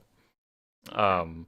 Anyway, yeah. Sometimes you can't tell the scale too well in these art books, but it's one of the fun things about art books, though. Yeah. Oh, very early on concept for the Colossus shield. That's neat. Oh, yeah. And then here are all the melee weapons. Originally, the Javelin was supposed to have a sword, or the Ranger was supposed to have a sword. That's awesome. A folding sword. A damn folding sword. We were supposed to have a... And look at that. I'm still kind of upset about that. I was Yep. totally for 100% for the freaking melee weapons. Yeah. Mm. Yep. But yeah, and then you got the throwing knives, or the throwing stars for the Ranger's ability. I see a lot of Here's- Klingon influence. Oh, God. And then you got, like, the Weapons of Dawn, like... See, this is the weapon I used. I don't quite remember its name off the top of my head. I forget it as well. It's hot. Yeah. But, like, this is what I hated. Like, change the paint job slightly, add a new intrinsic perk, bam, you got a new weapon. No, that's not how it works. Not even Destiny does that. Anyways, moving on. Beyond the Walls. Now we're just going to quickly page through this because it's environment art. More or less, it's made into the game. Well, into like we want to encourage you, if you're interested, to pick up the book yourself. I mean, Yeah. we're seeing it through a digital version. Like in person, this It's gorgeous. book, like the pages and the paint, it's just absolutely beautiful. It literally glows, you know. Well, Orbital, you make a good point. Destiny does do... that's fair. I didn't give it a fair shake. Destiny does do the repaint on the weapons and stuff. but they never feel like the same weapon, I guess is what I should say. I guess there's that happy balance that sometimes just has a spark. Yeah. You know. Even small little details. But anyways, yeah, the environments, love them. It's Anthem. Like, this is... It's so beautiful. We got most of this. Yeah. Mm-hmm. And, yeah, that's exactly... They did a fantastic job, and it's just always, like... BioWare's concept artists and all of them, their art team's just absolutely wild. They're always good. Like, they know how to hire them. I love how vastly different, like, these all look. Just there's so much variety, so much, like, exploration, but yet they still keep that same theme aesthetic. I mean, the aesthetic is the same throughout. It looks gorgeous. I wish we would get this on page 117, like these giant palm trees. Oh man, you went ahead. Yeah, I'm just tabbing through, so we're not discussing too terribly much. Oh wait, didn't we get that in one section? No. Well, it kind of reminds me of the Emerald Abyss. Is that what it is? Where you have a bunch of yeah, but I mean, like the palm trees with the oasis or whatever. Yeah. And this, it's really cool. A developer made this public, so it's not secret information. Not a lot of people know, though, that Anthem... NDA. No, it's nothing like that. They made it public in a whatever. I would never break an NDA in my life. Oh my god.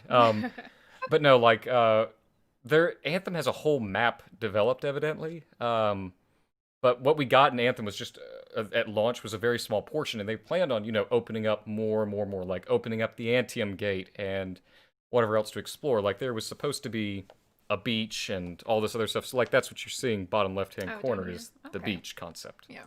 Oh god, no more music. I'll just be quiet. Fine. There we go. Anyway. So, yeah, moving on. Tabbing onward. Yeah, now we have the wildlife. That's something else Anthem desperately needs, is more creatures, more wildlife variants. Like, I know... Let's see, what do we have?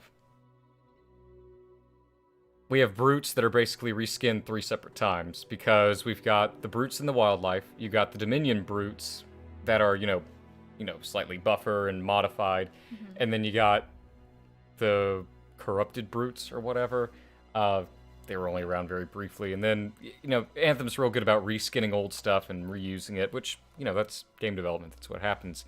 I'm hoping we'll see more, creatures, wildlife, whatever. Like these... Non-spider creatures, please. Screw we're spiders, gonna no have more. Spiders. Come on, we have to have spiders. But, like, even these little elks here, these weird-looking elks. Those are cute. Would love them. Would love to see them. Just something. Like, there's the Telesars and the Wyverns. Yeah. Oh, by the way, there's a real jackass in my comment, and I actually told Ashley and Lauren about this, but, like, I was pissed off. They were like, haha, did you guys hear how he pronounces wyverns? It's Wavern. Actually, jackass, it is regional. There is Wyvern, Wavern, and Wyvern, and everyone says it differently, and even people on the dev team say it differently. The voice actors in the game even say it differently. So, don't test me.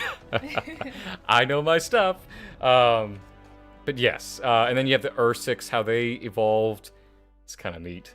And then the Koroks. The basically cow rhino things. They're if you go back one, you can see the scale to the javelin there. No, right there. Oh yeah. Yeah, what were these things called? Oh yeah, they're still Ursix, yeah. Oh, and here's something. There were supposed to be panthers. Oh, yeah, but then Oh, not murder kitties. Well, we already got murder doggies. We got Wolven. Oh my god, the Wolven were supposed to have wings? What? Oh Wait, my what? god. Really? Look at that, page 125. The Wolven were supposed to have insect wings. No. Oh my god, yes. Oh my god. I'm okay. Cool. And then the Gravits. I still love my baby boys. I did not realize that they had different conversations at the beginning, like right smack in the first mission. If you kill the Gravit. Oh my gosh. Whenever that first happened, they were like, okay, what was it? One of the devs was just like, I expected you to kill the nug, or to kill the Gravit because she killed the nug. But oh my god. Come on. Come on. And then, you know, there's the scorpion and the... I can't believe that's what, you know, the brutes look like without their scales. This is a very low polymer, low poly version you're looking at right here without textures or whatever. It looks like very rough modeling phase, but, you know, it's cool to see what they became. Ugh, there's the swarm tyrant queen. Yas queen. Ew. Nah. I don't like those pimply pussy things. I don't like her. She's not a nice lady. I don't know her. Oh yeah, and you know it's funny. There was originally an alien toad that was going to live on our Strider. Well, that's Kix. Is that Yeah. What came with the Cataclysm? Yeah. Era, Or that's the Kit, store. Kix, something like that. Yeah. But look at that slug. He's a slimy boy. He's got a puckered asshole Cute. mouth. So cute. And then you got, you know, another graceful looking. The one on the very right looks like he's smiling. The yellow one. Yeah. Yeah, and then there's the Leviathan right there. The flying troutfish thing. Oh, let's see. The Leviathan was supposed to be a massive flying creature that would show up occasionally in the game, like a mysterious godlike presence. We looked at the angelic movement of manta rays for these designs. Oh, that's cool. I bet we'll see that in 2.0 at some point. That'd be cool. I love the look. Love it. You know, and there's the Titans. What would a BioWare game be without some sort of ancient race or ancient elemental race? Yeah, that's neat. Yeah. I love the detail on it. Allies and enemies, we'll just page through these. Like, you got Fort Tarsus, where it was originally, you know... I love the architecture yeah. and how it blends with nature. Mm-hmm. Very elven, like Lord of the Rings. That's what it reminds me of. Yeah. It's real pretty. I love how there's like a really neat combination of things with Anthem. Yeah. It's sci-fi, but there's also that fantasy feel that really appeals to me personally. Yeah. I talked with one of the developers at our first capture event, Ash, about like what was the inspiration for Fort Tarsus. And he said, you know, like castles and knights and whatever and chivalry. It was weird kind of mixing that Middle Easterner with the knights of old and whatever. Like you can even see it in the tops of the towers, the dome shapes, kind of like castles or whatever, cathedral looks. And then, you know, you have the bizarre. One of the things that broke my heart, and I'll fully admit this, is how small Fort Tarsus feels when you actually go inside versus how big it is on the outside. And Fort Tarsus was evidently supposed to have, you know, like layers you could go down into. But that was scrapped or walled off or whatever. Because there's some concept art that was made public about... like there was the steamworks, the underground, like that pump coal and whatever, and you'd be able to walk under there and meet characters. Like on page 145, the Freelancer Enclave was supposed to look so much more decadent. And again, there's that mixture of a bunch of cloth, but then you have the metallics and Yeah. That the decoration itself. I mean, like this does look. What's it called? The one on 145 you mentioned. It does look a little bit opulent, and it's just like very. It reminds me so much of Orlais from Dragon Age, but at the same time, it's like, oh gosh, I don't know. It's just like it. If this were in with the story that it ended up having, it wouldn't have made much sense to me because the whole thing was like they fell from grace, right? So yeah, I was about to mention that. If we could have built to this, then that would have been absolutely like fantastic. One of the other things I wish, like on 144, you know, you see like Colossus, Storm, Interceptor, Ranger, you know, all the javelins here. I wish, you know, it would be the turntable like it was at E3 2018 and E3 2017, where, you know, you'd have your core loadouts, your primary favorited one on the turntable. You'd walk on and you'd pick out which one you would want to hop into. That way you could see all four of your javelins displayed. Or, you know, if I wanted to have my ranger, my ranger, my ranger, my ranger, and, you know, just hop into whichever one I felt like hopping into. It was kind of disappointing that there's only, you know, the one on the turntable now. And I do see a question in my chat. Oh, what's up? We have a question about where can I find this book, and I'm French. Amazon. Yeah, I know. Me personally, I looked on Amazon, and that's where I got mine. I know Dark Horse has a digital version as well. You might be able to get the digital version on Amazon also. Yeah, I have it, the Kindle version. Yeah.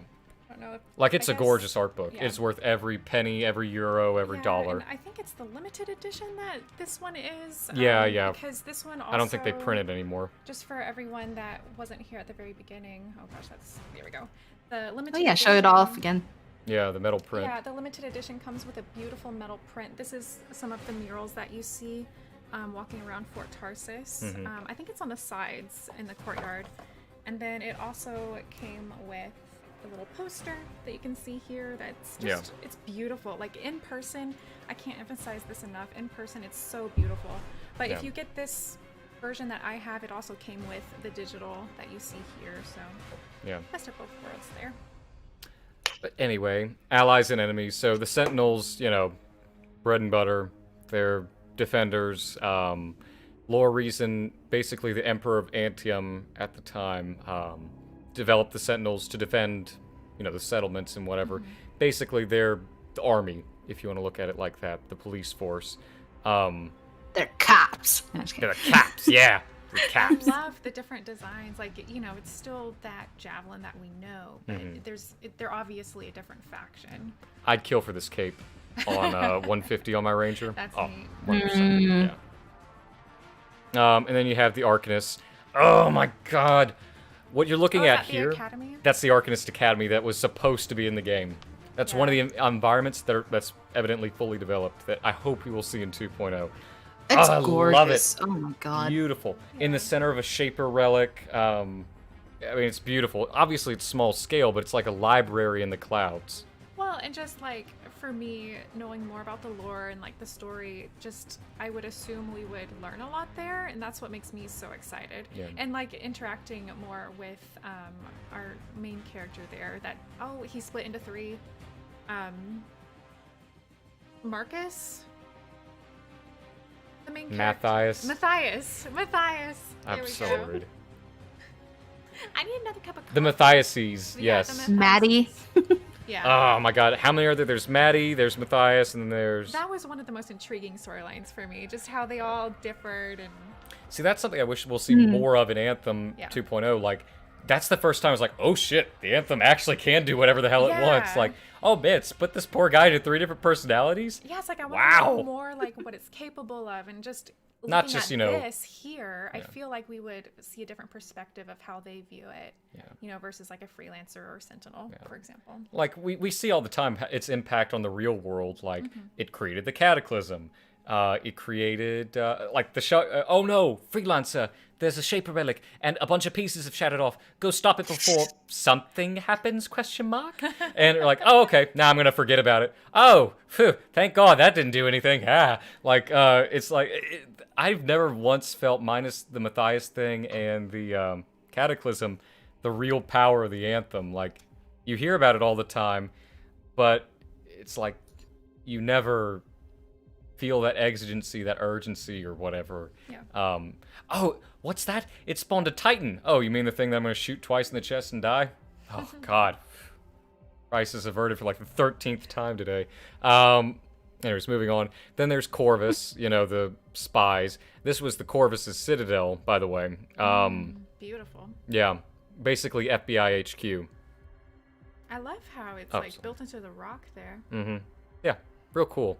And then we've got the engineers, which, you know, this is what I was talking about. The underworks of Fort Tarsus is what yeah. you're seeing. These are the guys that built the javelins, the master forge makers or Very whatever. Corellian. Yeah. But, you know, that didn't make it into the final game, or they scratched it. The regulators you all are familiar with, like Princess Zim and her peeps. Not necessarily the bad guys, but not like the outlaws, but they're, you know, their own. They have their own hopes and dreams. They're the bandits. Yeah. Not bad, not good. Then you have the Dominion and Strollheim. Oh my god. I love Mwah. that look. That's beautiful. I cannot wait to go to Strollheim one day. That castle, just... That would be amazing. Gorgeous. I'm so glad that they've at least fleshed out the world in this way. You know? I mean, it's there. The potential's there. My heart sinks when I look at Strollheim like, man, we could have had this. Or, man, we will have this one day. Like, everything about the Dominion. Like, if we could switch factions, I would play Dominion all day, every day. And then I see it's kind of snowy there looking. I know we got it with the holiday event, you know.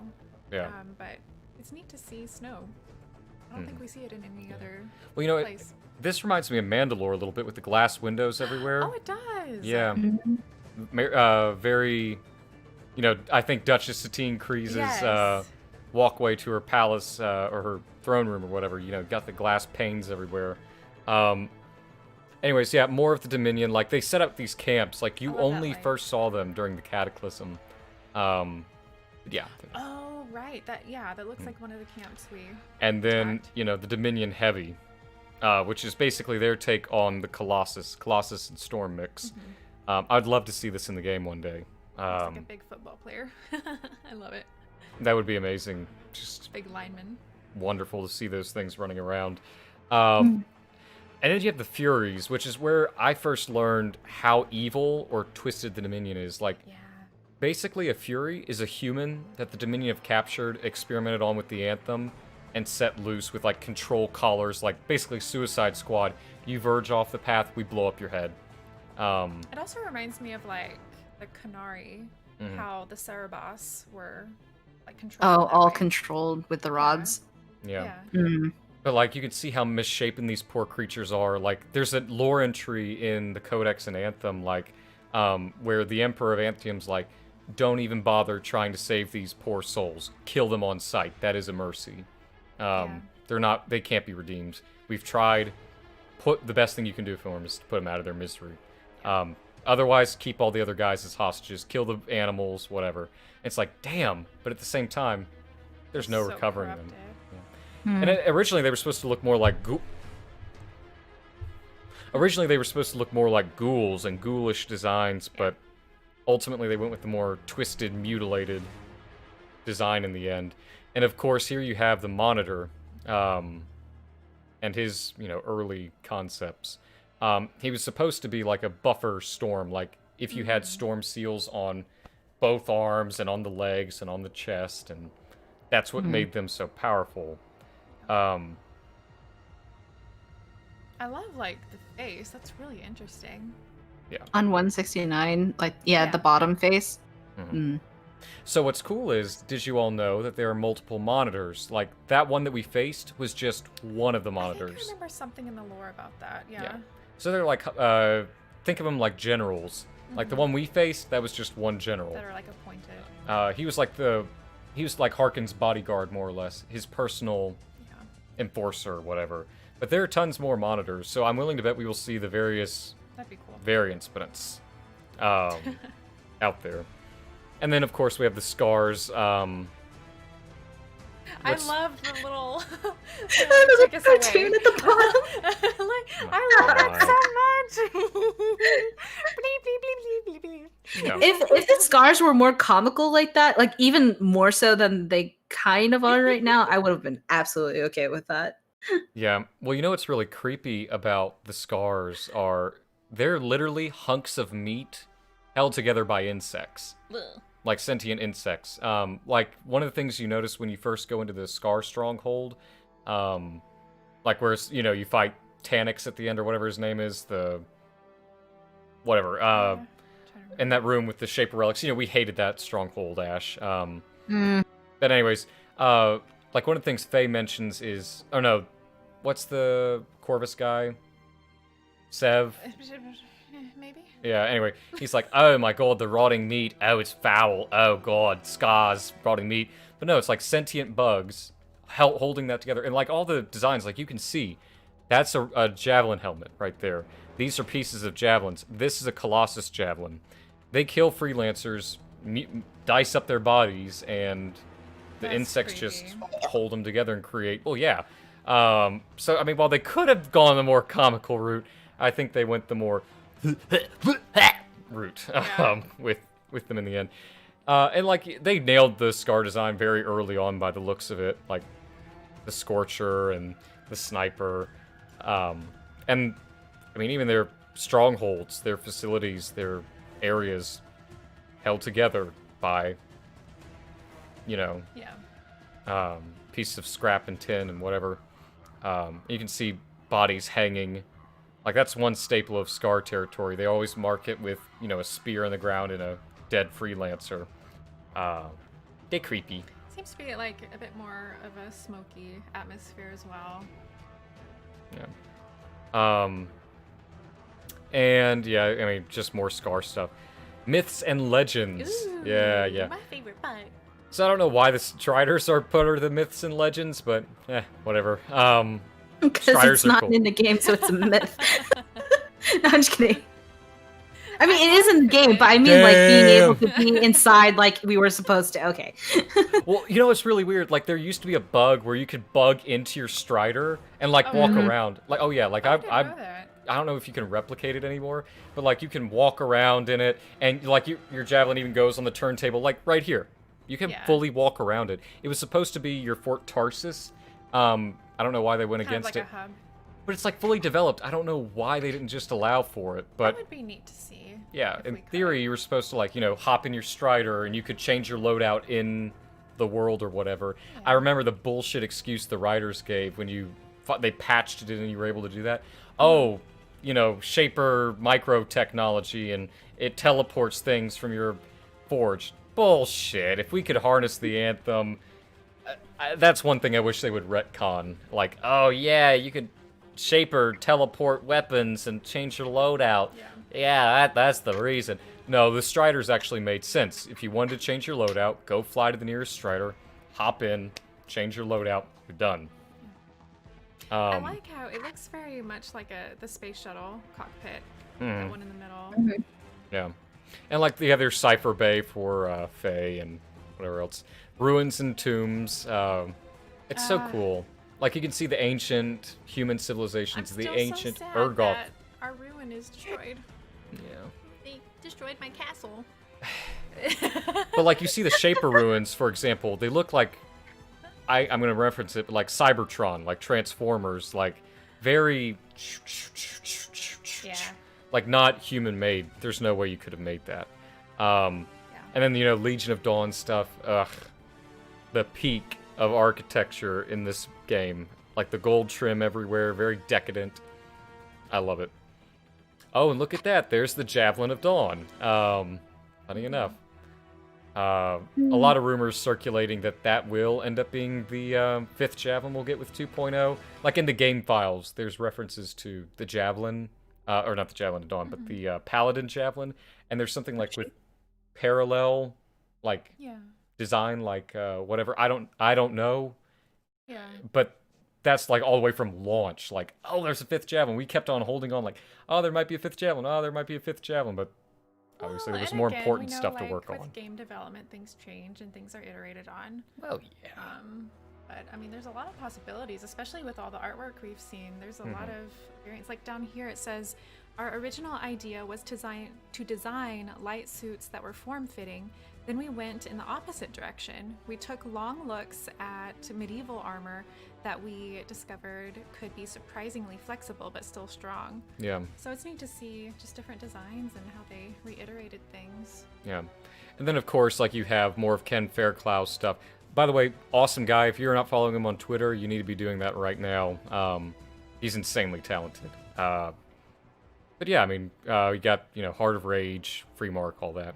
Then you got the Cataclysm. This isn't the Cataclysm they're talking about. This is, you know, the first Just things that are Cataclysm. possible. Heart of Rage, Free Mark type deal. Oh, right at the beginning. Yeah. And then, you know, you have the Shapers, Shaper relics and stuff. You see it in-engine, like the Shaper snakes and the various, how they look and what's inside them. I really appreciate, like, how they're boring devices and they go all throughout the planet, and it's nifty. Yeah, I love how it just, like, we developed ancient alien boring machines that would dig these long tunnels like snakes that flowed through the planet. It's almost like the planet's alive. I Yeah. love it.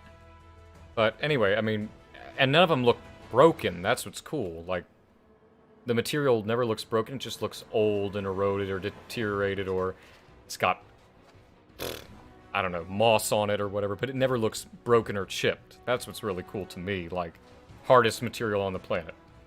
Oh, yeah, I wanted to see, like, these, how the pages translated from digital to in person. It's so beautiful. Just how All the this stuff's pages incredible. reflect colors. Oh, and then yeah, we have like the ruins. You keep pulling it out. Yeah, like oh, I wonder where we've seen that before. Yeah, these are the things that you see all throughout Fort Tarsus. Like I can tell you where each one of these is located. I've seen them so many times. Like where Helena Tarsus fought Fulminus, the Anzu, who she ripped his voice out and created the Sword of Dawn. So epic. Yeah, that's real cool to see that there. And, you know, humanity rallying for the last time. This is where Helena ultimately died and sacrificed herself. The human rebellion, the first javelin with Artem Vasa. I mean, There's so this stuff much is so cool. lore. Oh, is that the end? No. Yeah, we went Yep. through the full book. Oh no! Oh no, Jenny! We went through the full book, Jenny. Oh bugger. Well, anyway, we'll flip back to here. We could talk for a few minutes about just everything, and we'll start winding down the stream. We've been talking for almost 2 hours. So yeah, do you guys have any questions for us or anything you want us to discuss really briefly? You all thoughts and opinions on the art of Anthem? Well, I mean, I just really like seeing how development Drop one of my takes rings. place over time. It like rolled really far away. Yep, I got it. You got it. Just don't hit the. Yeah, we're good. Go on ahead, Okay. keep talking. Ignore me. I like seeing just how the development process takes shape over time, and it's just real interesting to see how ideas evolved and just comparing that to what we have now in the game and just kind of looking for clues at what maybe the updates for 2.0 might be. Like, I don't Yeah. know, it's just so promising and exciting, and I think it's a really exciting time now just To be an all of Anthem us. fan. Yeah. Ash, what about you? It's pretty. Yeah, it's what's it called? I think Smart ass. no, because like majority of the things like with Bioware, and I noticed this through like seeing their art books and a lot of the outside media for the Dragon Age games and for the Mass Effect games, is that Bioware goes huge in the concept art. Like I mean the concept phases. And they always like come up with like these crazy worlds, and it's always like absolutely fetching how most of the stuff that they come up with is just like, I mean, to scale it down is in itself like A crime. a difficulty. Yeah, like freaking the size of like Dragon Age itself was like massive and in scale and like what they ended up doing. And then with Anthem, it was just like, oh my gosh, there was just like a lot of the original stuff. Whenever I was looking at the origin side of this art book, I was just like, I would have actually bought that too at Oh, like yeah. 100%. And it was just like, I wish I could have seen both games come to life. Yeah. Yeah. At lunch today, I was telling Lauren, you know, I wish we would have gotten that Anthem survival game. I would have not much rathered it. Just because- like a different gameplay style. And, you know, I kind of hope, like, eventually we'll get Horde mode, for example. You know, a Bioware staple. Like, they do Horde mode so well, like with Mass That'd Effect. be fun. Just We kind something. of got that in a way with the Ice Tide. One of the things. Eh. I mean, like the mechanic is there. Like that's what it shows. Yeah, okay, whatever. Yeah, no, like, my hopes are larger map, more regions, actual loot my looter shooter, choices to matter, real story.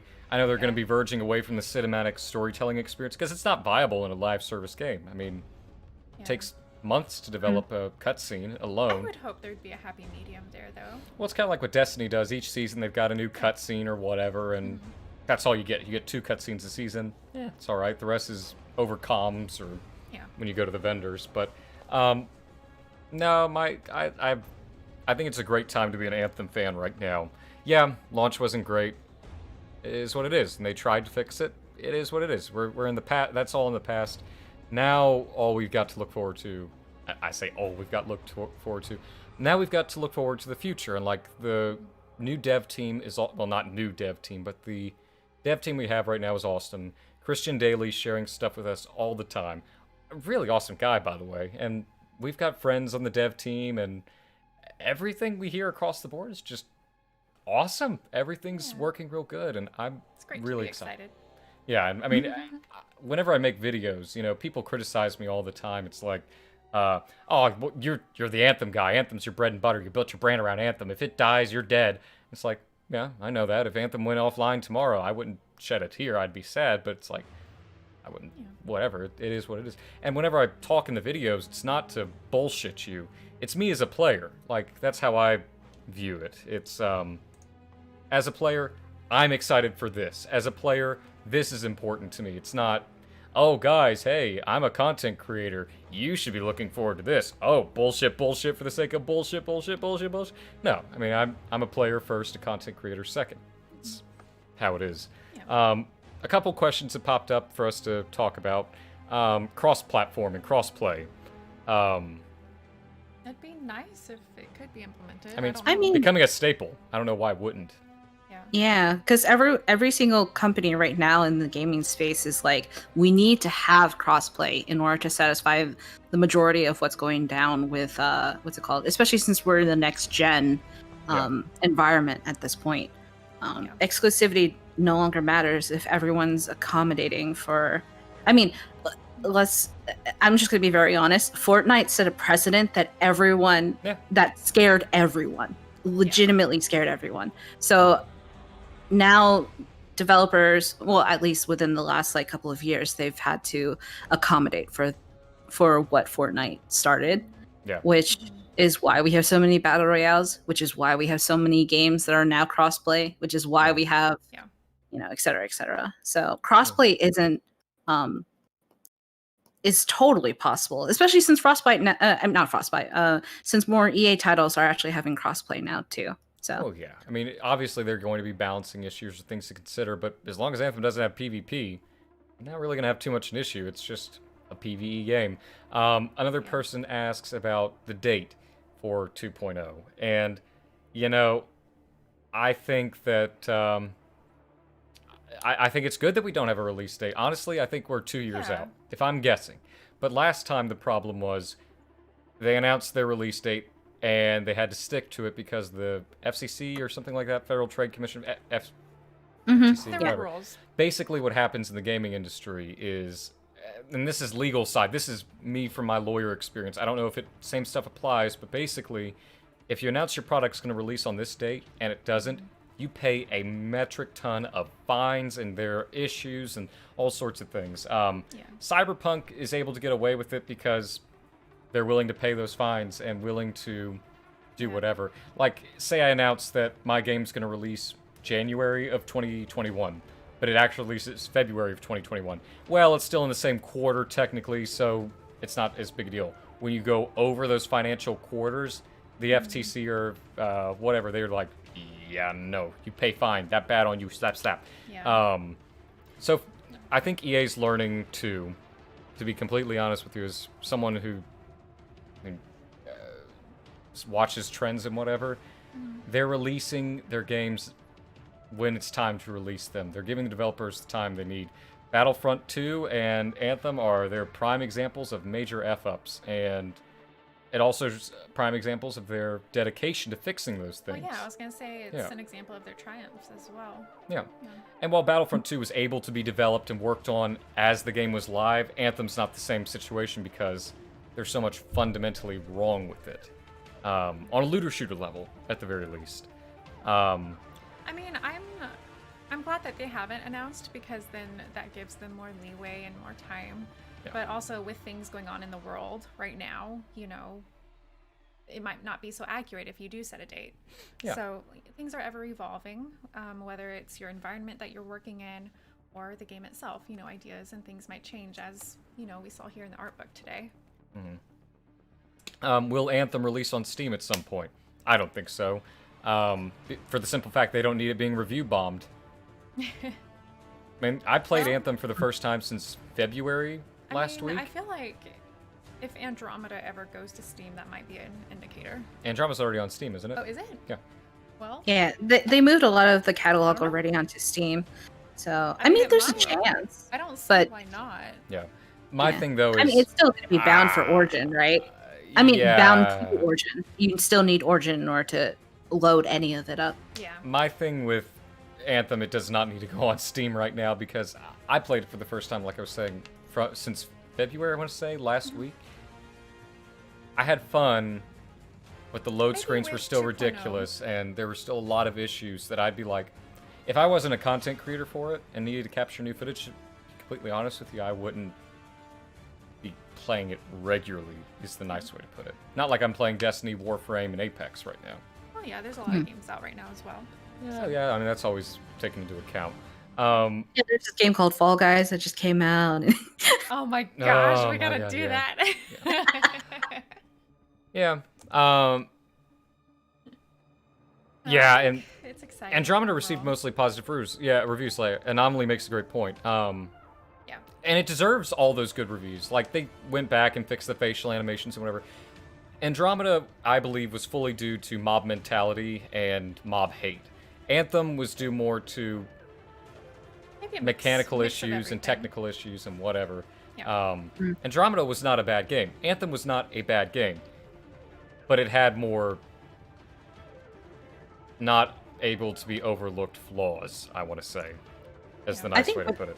With Mass Effect, it's a lot of nitpicking that has just stayed there for a really long time.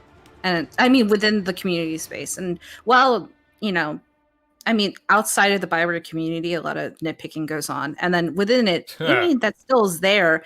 But there are still a lot of people, who enjoy it to this day. And there's even some people, whenever I, was doing content for it, like, yeah, Andromeda is still like one of my favorites. And even though I can't really talk about it publicly, and that's sad, dude. Like, you can't even express that, you actually enjoyed that game. Yeah. But Yeah. I think for what it was is, it worked out. It's a game that you can enjoy if you want. And they got, like you said, they fixed the animations, the facial animations and stuff. It was a little bit daunting, I'm not gonna lie, to see their eyes so like sprung up. But I mean, it was My really, eyes are tired. whatever. My face is tired. Whatever Oh it was. my God. I mean, and I it sucks. kept. I mean, it sucks Go ahead. because these people, like, I have no fear of saying them, but like Yong, yeah, Layman Gaming, Skill Up, whatever. That's all they're going to remember the game for. They'll never go back and give it a second chance or. Well, it's the clickbait hot topic thing. Well, yeah, and it's like Anthem was the favorite hate flavor of the month, and then another bad game, not another bad game, but another game didn't have a stellar release, and they were all over that. Like, I remember Young, yeah, before I started being a content creator, when Fallout 76 came out, I understand the appeal of mob mentality and all that. Like, I was as furious about it, and I never replayed the game, and I was still upset about it, and I wouldn't tweet about it or whatever. I'd keep that to myself. I was taught better as a kid. But, no, but now sitting in the chair, like, as a content creator and understanding the dev process and whatever, I'm like, oh my God, I can't believe I once thought like that. If me, a rational, sane, level-headed human being, can feel that way after watching those Allegedly. videos, Perspectives. screw you, asshole. But if I can feel that way after watching one of his videos and not understanding anything, it's like, okay, yeah, no, I understand now how they have so much pull, how much influence they have over people.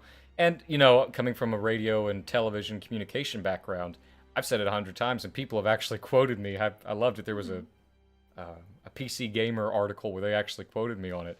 But hate and negativity will always be sexier than positivity and praise. There's no denying it.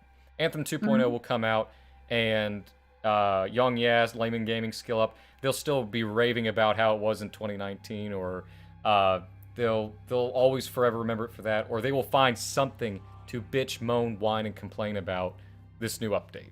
Yeah. Well, and I think it should also be said, though, if you don't like the game, that's totally okay. Oh, like, yeah. we're not saying that, but it's just, there was really a perceivable mob mentality type thing. And, you know, naturally as humans, we want to be part of a group, you know, and that was a really loud one during that time. So Yeah. it's okay. We all have our opinions. Let's just respect each other. Well, yeah, that's what I say in the comments. Like, there's someone who's passionately wrote a paragraph the other day about how much they love the game and how happy they were to get their gravity ears. And they're like, are you still effing playing this game? It's dead. It's a dead game. Let it die. And I said to the guy, why can't you just let that person enjoy themselves? Yeah. Like, why did you click on the video in the first place? Why did you have to come on and talk like that to that person? Like, they're enjoying that. You go play what you want to play, but leave this poor guy alone. It's not fair. I'm not a fan of sports games. I'm not going to go on a Madden video and say, this is shit. Well, exactly. I don't know the first thing about them, and I'm not going to put my input on it, but I'm not going to also go and say, yeah, screw you. Med 2021? Wow, screw your game. I don't play it. It's a dead game. I don't play it, therefore it's a dead game. I don't play it, therefore it's a bad game. Yeah. Anyway.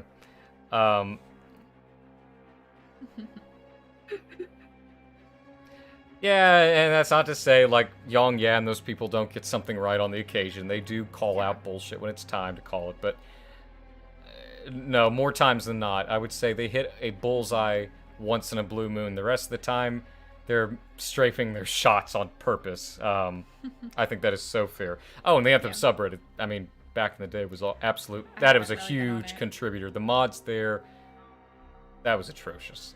Yeah. I mean, It's kind of weird.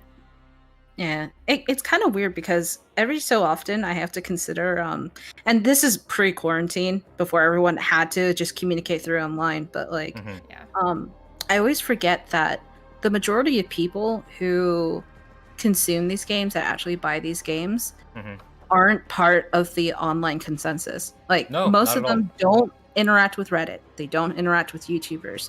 They don't, like, they're like people who just, go on their day-to-day. They'll go on, like, they'll check YouTube for other stuff and all that, but most of them don't pay attention at all to game reviews, and it's such a small part of the entire industry. But we still, because we're in the online space, we still put so much weight on these game reviews and these different YouTubers. But in the grand scheme of all the people who actually go out and purchase a game, most of them don't give a shit. Yeah. They really don't. So it's like, there's going to be a lot of people who actually enjoy the game that have, like, if you say, oh, did you check it out on Steam? They're like, what's Steam? Yeah. Like I have a console. I had no social footprint on Twitter or Reddit before becoming a content creator. All my information about, like, what's going on or whatever, I would consume through YouTubers, or I would just mind my own damn business. Yeah. Now that I'm a content creator, and I mean, a number of people, like, they got social media, but I want to say they're in the smallest minority possible. Reddit, I don't know, that's a whole nother beast, but I don't know. The Reddit at the beginning was one of the biggest problems with Anthem because the mods encouraged toxicity almost. Like, they were like the Rageful Mondays, all caps, everything you hate about the game, right here in this thread. It's like, that's not going to do anyone any good. I get the idea that you want to, vent out all your frustrations in a safe space. At the same time, that's not helping anybody, man. That's making things worse. Yeah. And and then shitting on the devs to where, like, they stop talking on Twitter. Oh, and they're not talking with us anymore. No communication. Game dead. No, you all were such asses and sent death threats to people like Ben Irving that they stopped. You acted like children. You got your rattle taken away from you. That's what happens. That's how the industry. That's how it should work. Devs are there to make their game and perfect their art form and work on this based on our feedback, not bow to our feedback and succumb to whatever you have to say. You, not backseat developers. That's what they're called. Okay. Yeah, it's like the people today in chat, like, oh, they should have done the whole double gender. Yeah, but there was probably a good reason for it. No, there's never a good reason for that. Okay, were you floor level with these decisions? Were you budgeting? Were you with technology? Did you know anything engine side? Did you know how complicated it would be? It's like, they are infinitely smarter than all three of us put together, and they know what they're doing. Now, does that mean, like, they don't need our feedback? No, but... Well, and tough decisions might have to be made sometimes that even they don't like. Yeah, of course. Yeah. I mean, it's like game development is a collaboration, right? Like, you have to take it's all about like bridging, not exactly bridging deals, but like doing the best out of everybody's input. And I mean, like, internally, because you have to just make the best for your game, whether it be, your own internal counsel that is, like, in charge of it and, like, all of, like, the higher ups of it, or you have, a clear vision from one of the directors and then you just follow through. It's just like a lot of people aren't aware of the actual development process because every single developer is different. like if you, for instance, like in my very very short span of being part of the game development cycle, the way that a Call of Duty game is made is completely different than one that is made like for a Exactly. storytelling RPG. The process is completely different, but most people don't even know there is a difference in process. All they know is, oh, they're lazy. It's like, no, in most cases they don't have the funding to actually like to go through and be able to do this by launch. They have to match FTC and match their deadlines. They have all these different things. If I asked a person today, what does a publisher do? They're EA, they're bad. What is a publisher though? What do they do? Tell me what they do, and I'll give you whatever leeway you want. Well, yeah, exactly. You don't know. Okay, so what does a game director do? Well, they make all the decisions. No, you clearly don't know what you're talking about, and yet you're flaming these people for things like they didn't even do. Like everyone blamed EA for screwing the pooch on Anthem. No, a lot of that is shouldered on BioWare, and the infrequent vision, like how it was supposed to be a storytelling game, and like as soon as E3 2017, they had to switch over to Flight, and the game was practically developed in 16 months. But anyways, it's and like someone here just said, okay, BioWare had money. BioWare, It's there not is that simple. It's seriously not. Money doesn't Because equal within development. EA, sorry? Well, money doesn't equal development all Yeah. the time. Yeah. Because not only do you have to pay for the talent, but you also have to pay for like certain assets to be done in a certain way, and like it has to be accumulated across not only BioWare, but every single developer that is underneath their umbrella, which is huge right now. Like they have so many. Let alone like, okay, these people need more right now because they're in pre-development, and it's like, Yeah. it's its own beast, and Yeah. it's frustrating. Mr. Grizzly, I would not say EA are assholes. I would not. Oh no, I would for some of them. Some people, I will give you that. But EA as a company, I don't know. I think we're going to be seeing a lot of changes in the next 5 years. They were very not, I want to say, in tune with the culture or what people wanted. There's so many things that we could say, but we're not because NDA. But I mean, I'm not there to jab you, but I'm going to jab you there. no, I mean that it's fair, and we're all allowed to have our opinions. But everything was done with the best cares they could. And anyway, moving off that, is there anything else we wanted to talk about real quickly? Any last questions that people want to throw down? Yeah. Talk about something, anything. I mean, Just otherwise, hopes and dreams. yeah. Okay, this is gonna like go sidetrack, but I Yeah. mentioned I see that there's a mention about EA shareholders. Mhm. Some EA shareholders don't even know the difference between World of Warcraft and Warhammer. Exactly. Like It's a that is the thing that you have to remember. Most of these are like Goldman Sachs, and like, I mean, okay, let me be more precise. Some of them are really nice. Whenever I went to one of my media appointments in what's it called? Actually, I can't say the game yet. But anyway, what's it called? I had to deal with one of those guys who was an investor, and he is a shareholder and all that. But it's just like he doesn't know games, but he still, at least tries to learn. Some of them actually give a shit. Some of them don't give a shit, and they just want to see their like enough that it goes, makes their money go round and round. So. Someone said, would you consider making a podcast with developers? And I love that, but the problem is they've got so many NDAs. There's so many things they can't talk about. And like, well, Yep. I would love nothing more than like to have a video where I have Christian Daly on and we talk. The game's still in development, and like they could say something, like this is a prime example. They could say something now and it not make it into the game, and everyone be like, but you promised, but you said in that podcast. It's like, yeah, I said that, but you have to understand, games are developing. It's never, no, you promised that. You broke your promise again, BioWare. It's not. Well, like maybe after. That would be kind of cool. Yeah, and but there's still certain things they But can't yeah. talk about. Like I know that BioDev Still who be said, there's a full map developed for Anthem that you could fly from point A to point B and it take like 2 hours on max speed, no cooldown or whatever. He got in a lot of trouble for that. The only reason Yeah. why I'm allowed to talk about it right now is because he's made it public. It's just I don't want to Put them on build comfortable people's positions. expectations up so much and then go, sorry, something happened in development. We couldn't implement it, or we didn't implement it for story reasons or other reasons. There's game development is a ever changing process. It's game development, not construction. It's you don't have a set blueprint. You have to develop that blueprint yourself and then build it.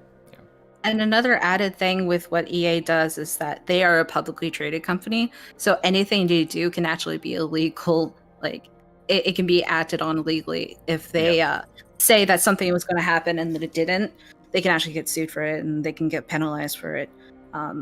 Depending on what it is. So it's like there are multiple reasons. Actually, Mark Dara is one of the executive producers at BioWare. He has an amazing thread that actually goes into detail all the different reasons why they can't talk about, X or Y. It's his pinned tweet. So it's like his Twitter is like BioMark Dara. It has a very concise. Here, let me read it off real thread. quick. I think and the other thing is people just flat out don't understand development and how it works, and we don't want to throw people off. Like BioMark Dara, there we go. See, yeah, okay, so here's the full tweet. I realize that most of you are here for Dragon Age news, and there hasn't been a lot of that lately. So let me just run down some things I can say. We are working on the next Dragon Age. Yes, we are. Oh, wait, no, he's changed his pin tweet, Ash. Oh no! Yeah. It was a really good pin tweet It before. was a really good Okay. pin tweet. Screw it. Damn. Yeah. Why you change that? Ah, yeah, that's unfortunate. Good point Because it was to really make. insightful into the industry. Anyways, my bottom line on development, I would can't love say a lot. nothing more than to teach people what game development really is. Because as soon as they become educated, they don't believe stuff like Yongya's bullshit, or at least they become more educated and they're like, okay, what's the other side of this? As opposed to rage, rage, rage. I would love to do that. The problem is each company is so different. A producer for this studio does something completely different for this studio. And there's no, one shoe fits all. Everyone's different. And not every studio wants to give away, what that is or what they do. And very reasonably so, I'd say.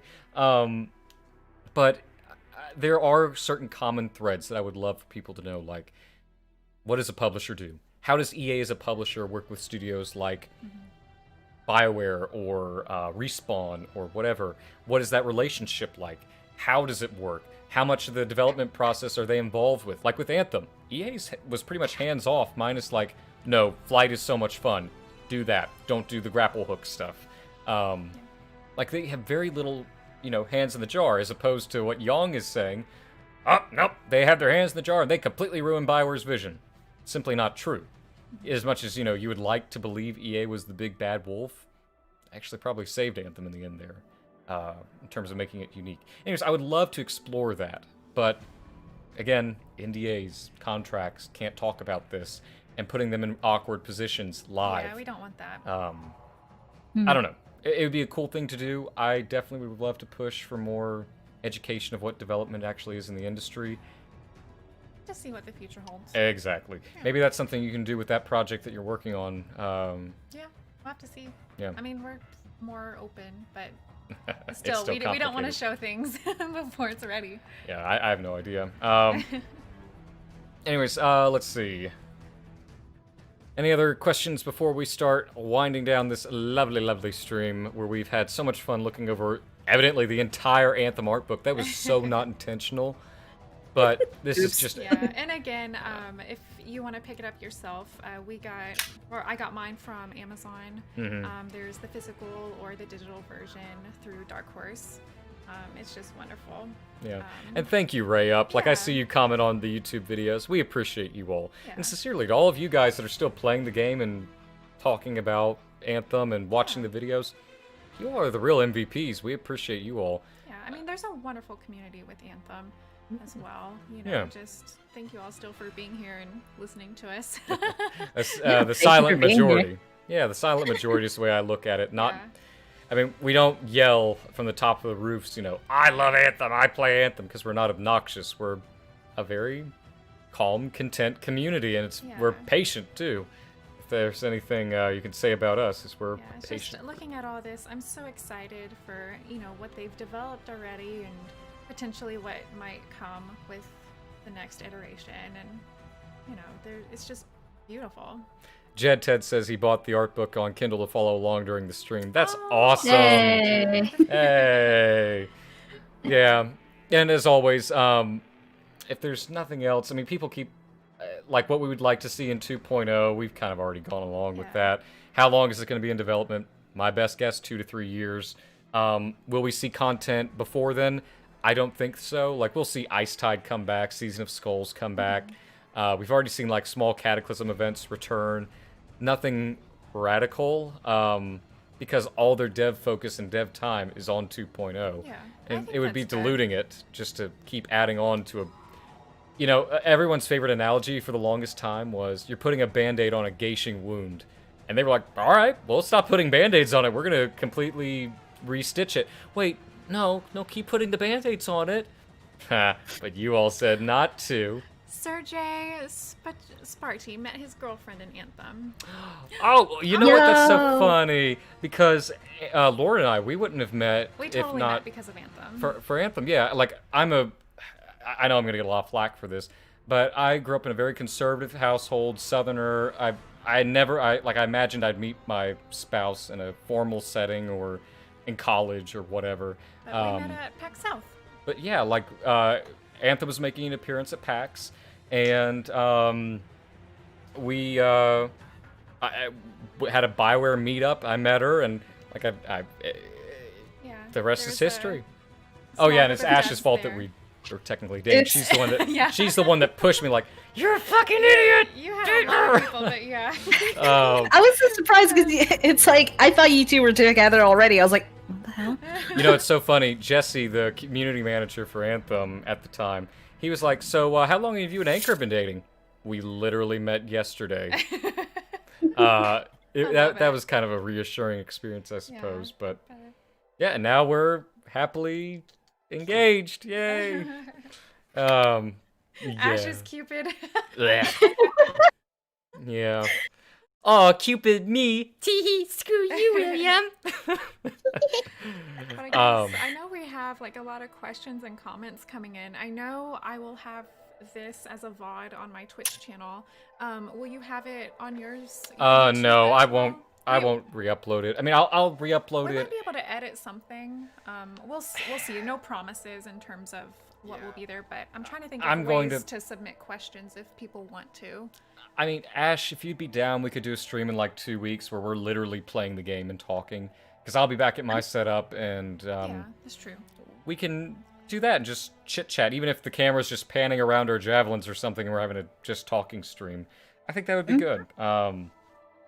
Or you can follow all of us on Twitter if you have your own questions as well. Then we can just maybe compile some Yeah, like you can- questions or comments together. Yeah, you can find For, me like, on a Twitter future at /AnthemYour. Shut up. You can find Anchor over at /Anchor654. And you can find the gorgeous Ash over here at /LadyInsanity. Yeah, we would love to talk more. We're almost at 2 hours and 30 minutes. We can talk 5 more minutes, and then we'll call stream in. Jake asks a really sweet question. How are you all doing during these weird times?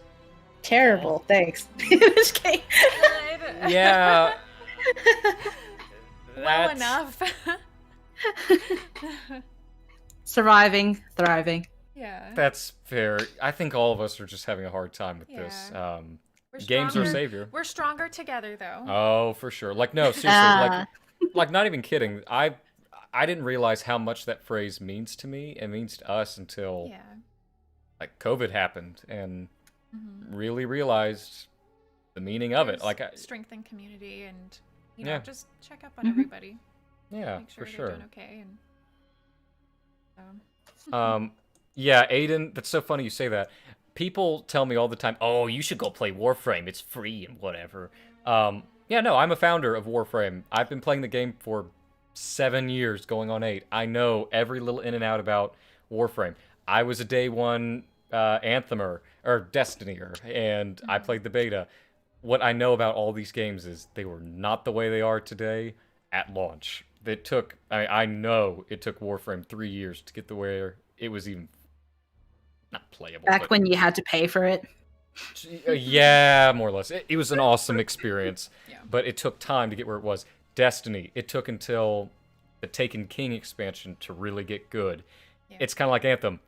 Everyone's judging it on year one. At least they have the balls to admit they need to go back to the drawing board and not abandon it. So give them credit where credit's due, you know? Don't always have to be a let's shit on BioWare experience, you know? Let's see. What are your thoughts on Cyberpunk? We're all looking forward I'm to it. looking forward to that. We're all Can't story wait. people. Yeah. Yeah. To me, that it'll be a BioWare game. It'll I'm be a the little- BioWare game I need right I'm now. a little nervous to stream it, but we'll figure something out. It would be really stupid if they didn't have a stream setting like, hey, no show the bang bang. I'm just gonna put Did I a- call it I bang mean- bang? I'm just gonna So- put a blur filter up or something. So the good thing about it, and I say this as ex-Switch, because sex and nudity is not the core focus of the game, it should be fine. Well, you know, and it's Still, it's though. great. You know, someone asked about romance and Anthem. Are you talking about sexo suits? Oh my god. Okay, anyway. They already No, I said wasn't going to continue that. No, you can't make me continue that. they already said no sexo suits, so sorry. Oh, I know, it sucks. Yeah, man. No, like this game is meant for, you know, everyone to play. So Yeah. if a little kid's like, "Oh, I'm gonna play." I mean, technically, Slaughter is not rated mature, and it has romances, and It goes to black though. Well, yeah, Fade like, away. oh, follow Yeah. me into our quarters. Black screen, putting on the boots. Do. It's like, all right, yeah, we know what happened. We did the bang bang. Oh shit, everyone's quoting me now. The bang bang, bang bang. bang bang You did into my that heart. Da-na-na-na-na. To yourself. I always do it to myself. Yeah, it's a running trend. Anyway, Anyway, so yeah, this was the Art of Anthem stream. Oh, hang on, I gotta say this. Rated E for sex. Oh You my. so do that to yourself. Yeah, no. No sexy danger. Well, there's sexy danger, but there's no, like... Is this really how we're like leaving off the stream? Well, anyways, I hope all you fantastic freelancers have a phenomenal rest of your day. And remember, we are strong alone, but so much stronger in our sexosuits. Sexosuit orgy. Yeah, stronger together. Oh, please. All right, we're ending this now before this get... Oh my god, this takes immersion into a new level. Okay, let's move on and get out of this. I Anyways, hate it here. Yeah. I hate it here, Smiles. It's fine. Anyways. Well, I guess... It's been a lot of fun. Oh no! And what, we only review rated R games? Like, rated, sex scene rated 9 out of 10. Your bang bang. What's going on, all you fantastic bangers? Oh my god. We need to stop this. This is getting off topics. This is too bad. You all are seeing a different side of me. I don't like this. Anyways. Stronger together. ... Oh my god, shut the... Alright, we're done. Ash, what's your final send-off? Where can they find you? Oh yeah. They can find her You can knee find me- deep. Golly, that's so bad. Stop, guys. Okay. Hurry, I'm hurry, on we need to Twitter go. at Lady Insanity. You can also there's not gonna be a new series on my YouTube, but not yet. Just follow me on Twitter, it's fine. Thank you for being here and thank you for chilling Yeah. out. And totally not talking about sexy suits. Oh my god. I mean, is this the Dragon Age coming in from us? Oh Maybe. my I God. mean, yes. Yes. Okay, Lauren, you're up. I am Lauren, or Anchor654, and you can find me just about everywhere at Anchor654. Twitter is the best place to keep in contact with me. Submit your questions and comments, and maybe we'll talk about it in a future stream. No bang bang. You go. Hi guys, my name is William, the host of Your Anthem, usually a calm and composed, sultry voice in your ear. Not that kind of sultry. Today. Man, I keep digging myself in these holes, man. We should do a charity stream, 50 Shades of Grey. Just sign off. Anyway, oh my god. Anyways, thank you all for watching. It means a lot to have you all here. It was cool to get to do this, and Ash and 654, thank you for being here. It's been an awesome time. You can find me on Twitter at /AnthemYour or on YouTube /YourAnthemGame. We're talking about all things about 2.0 until release, however long that's going to be. And we are not covering sexosuits, my god. Anyway, this is gonna haunt me for the rest of my life. I hope you all have a phenomenal rest of your day, and catch you all in the next video very, very soon. Peace out, everybody. Bye.